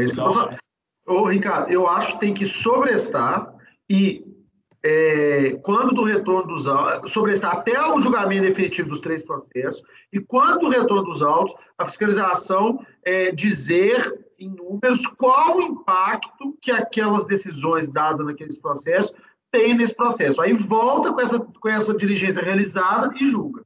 Acho que tem que ser nessa linha, porque não adianta, como você colocou, sobrestar, volta, depois pede diligência. Acho que tem que ser sobrestar até o encerramento daqueles processos e já realizar a diligência dizendo qual o impacto das decisões, se eventualmente ele tiver, na composição do crédito desse processo. Eu até refaço o meu entendimento original para me alinhar a isso que o Flávio disse. Eu acho que o mais prático é isso. Então, aguarda julgar tudo e depois faz a diligência para quantificar.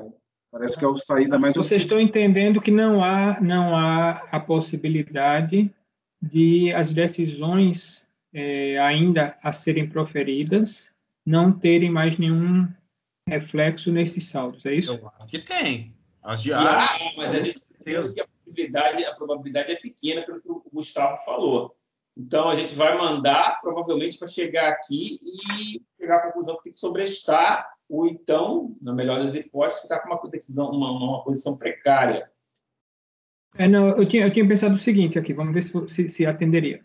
Verificar se há possibilidade de as decisões ainda serem proferidas nos processos tais, que são os 3, né? E aí talvez a gente coloque outros processos, impactarem nos saldos de prejuízos fiscais e base de cálculo negativa de CSLL passíveis de compensação nos anos calendários de 2012 e 2013. Eu estou entendendo que são esses os anos do presente processo. Em caso de resposta negativa ao quesito anterior, esclarecer os reflexos das decisões proferidas nos citados saldos. Em caso de resposta positiva ao quesito 1, aguardar as decisões definitivas nos referidos processos e aí, então, esclarecer os reflexos. Seria possível isso ou é melhor só sobrestar e pronto?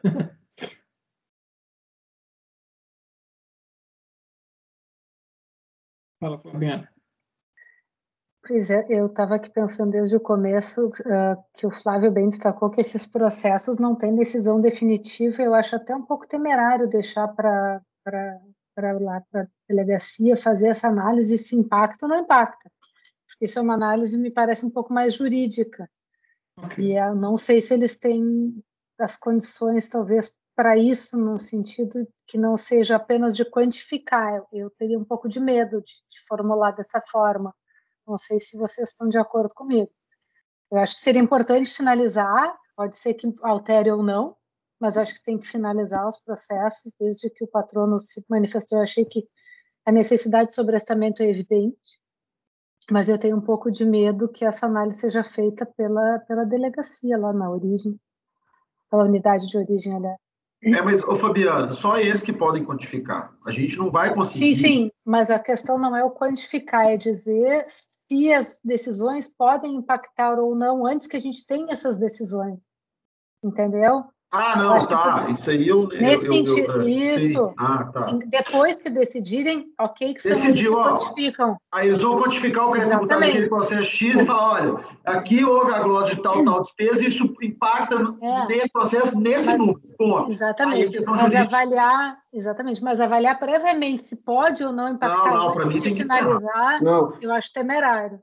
Mas é o que que eu estou falando também é que pode ter, tudo a gente está falando tudo em hipótese, né?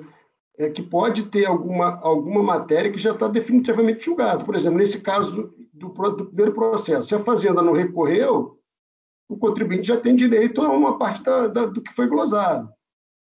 O problema é que, como o Gustavo falou, provavelmente, como os outros 3 processos,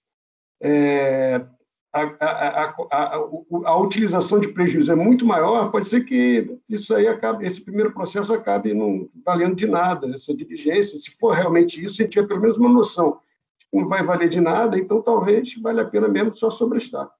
O que eu estava pensando tudo bem, a gente pode fazer uma diligência conjecturante, né? Eu coloquei como que existe, tendo em conta o cancelamento de parte da autuação do PA de número tal, qual o valor do saldo de prejuízo de base de cálculo que teria sido restabelecido? B, quanto aos PA de números tais, que são esses 3 seguintes, qual o valor do saldo de prejuízo de base de cálculo negativo que foram compensados? C, considerando a decisão definitiva do PA de número tal e a possibilidade de reversão dos PA de números tal e o estorno dos valores do saldo de prejuízo e base de cálculo, qual seria o montante de prejuízo fiscal e base de cálculo negativo disponível em 2012 e 2013? É conjecturante, não é fato, porque a gente não sabe se vai devolver, mas pelo menos ele já quantificaria para a gente qual seria o reflexo. E em seguida sobre esta. Gente, vamos para a solução mais simples. Eu acho que está ficando muito complicado. Vamos para a solução mais simples. Vamos sobrestar o julgamento do recurso junto à unidade de origem até a decisão definitiva nesses 3 processos aí. Tá? E aí o Cleucio, no seu voto, você coloca isso. Caminhar o processo da unidade de origem para sobrestar, né? Aguardar, na verdade, acho que na verdade nem sobrestar, é converter o julgamento em diligência, né? E aí o ponto 1 seria aguardar a decisão definitiva nos autos dos processos tais. Ponto 2, elaborar relatório conclusivo acerca dos reflexos das decisões proferidas nos processos tais em relação ao saldo negativo, né? E aí eu acho que seria interessante abrir vista ao contribuinte para que ele pudesse se manifestar no prazo de 30 dias. Pode ser assim? Melhor, presidente. Já foi. Uma sugestão. Então, vai ficar como resolvem os membros do colegiado. Conseguiu pegar aí, Cleucio? Consegui, peguei a ideia, depois eu construo o texto. Tá. Então, vai ficar como converter o julgamento em diligência nos termos do voto do relator. E aí, os quesitos, as determinações, na verdade, né? Uma vai ser aguardar o julgamento definitivo, aguardar a decisão definitiva.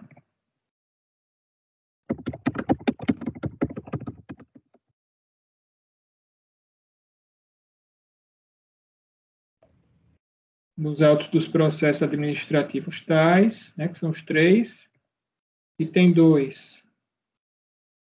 Elaborar relatório conclusivo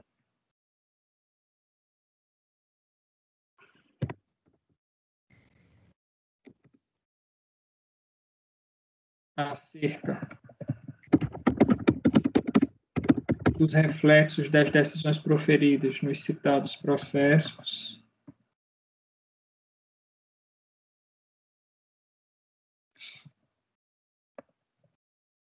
Os saldos de prejuízo fiscal e base de cálculo negativa passíveis de compensação nos anos calendário. É 2012 e 2013 mesmo, né, Cleucio? 2012 e 2013.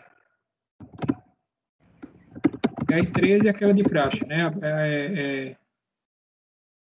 Solicitar a manifestação abriu aquele prazo de 30 dias para manifestação.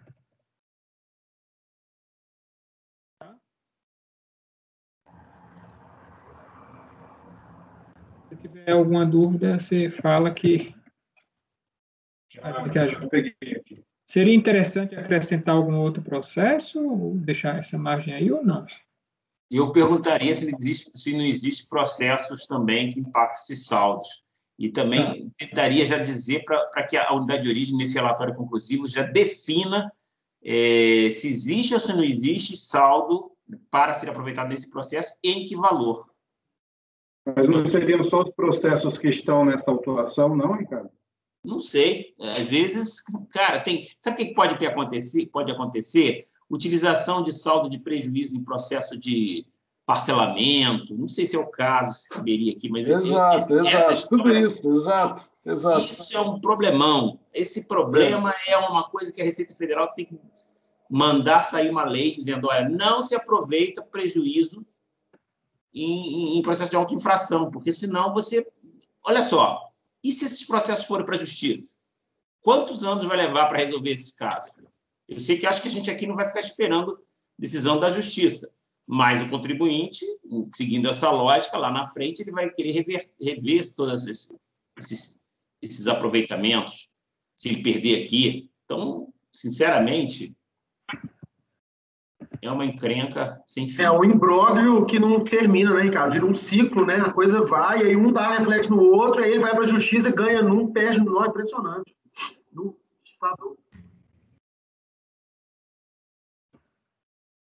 Bom, então, teria mais um quesito que seria para verificar se existem outros processos, né? Pode ficar assim? Vamos ver aí, escuta aí uma proposta de redação. O primeiro seria aguardar a decisão definitiva em relação aos processos administrativos, esses 3 aí. Aí tem 2. Verificar a existência de outros processos administrativos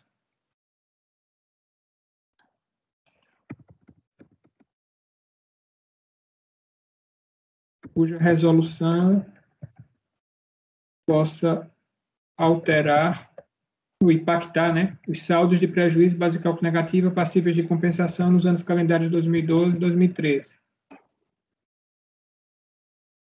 Aguardando igualmente, em caso positivo, aguardando igualmente a decisão definitiva. É isso? Seria isso, Ricardo? Você está propondo? Sim, sim. Tá. E em caso positivo,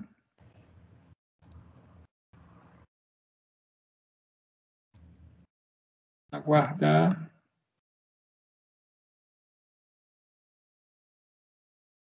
igualmente a decisão definitiva a ser proferida nos referidos autos.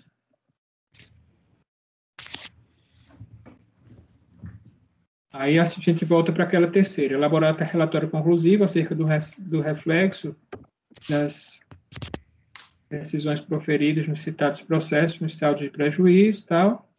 4, abrir o prazo para o contribuinte se manifestar acerca do relatório. Ok? Então, ok, doutor Luiz Paulo, você tem algum comentário aí em relação a isso? Não, está claro, presidente. Muito obrigado. Boa tarde a todos. Ok, então, obrigado. Vamos fazer um intervalo. Pedir ao Fabiana para suspender a gravação. Quanto tempo, presidente?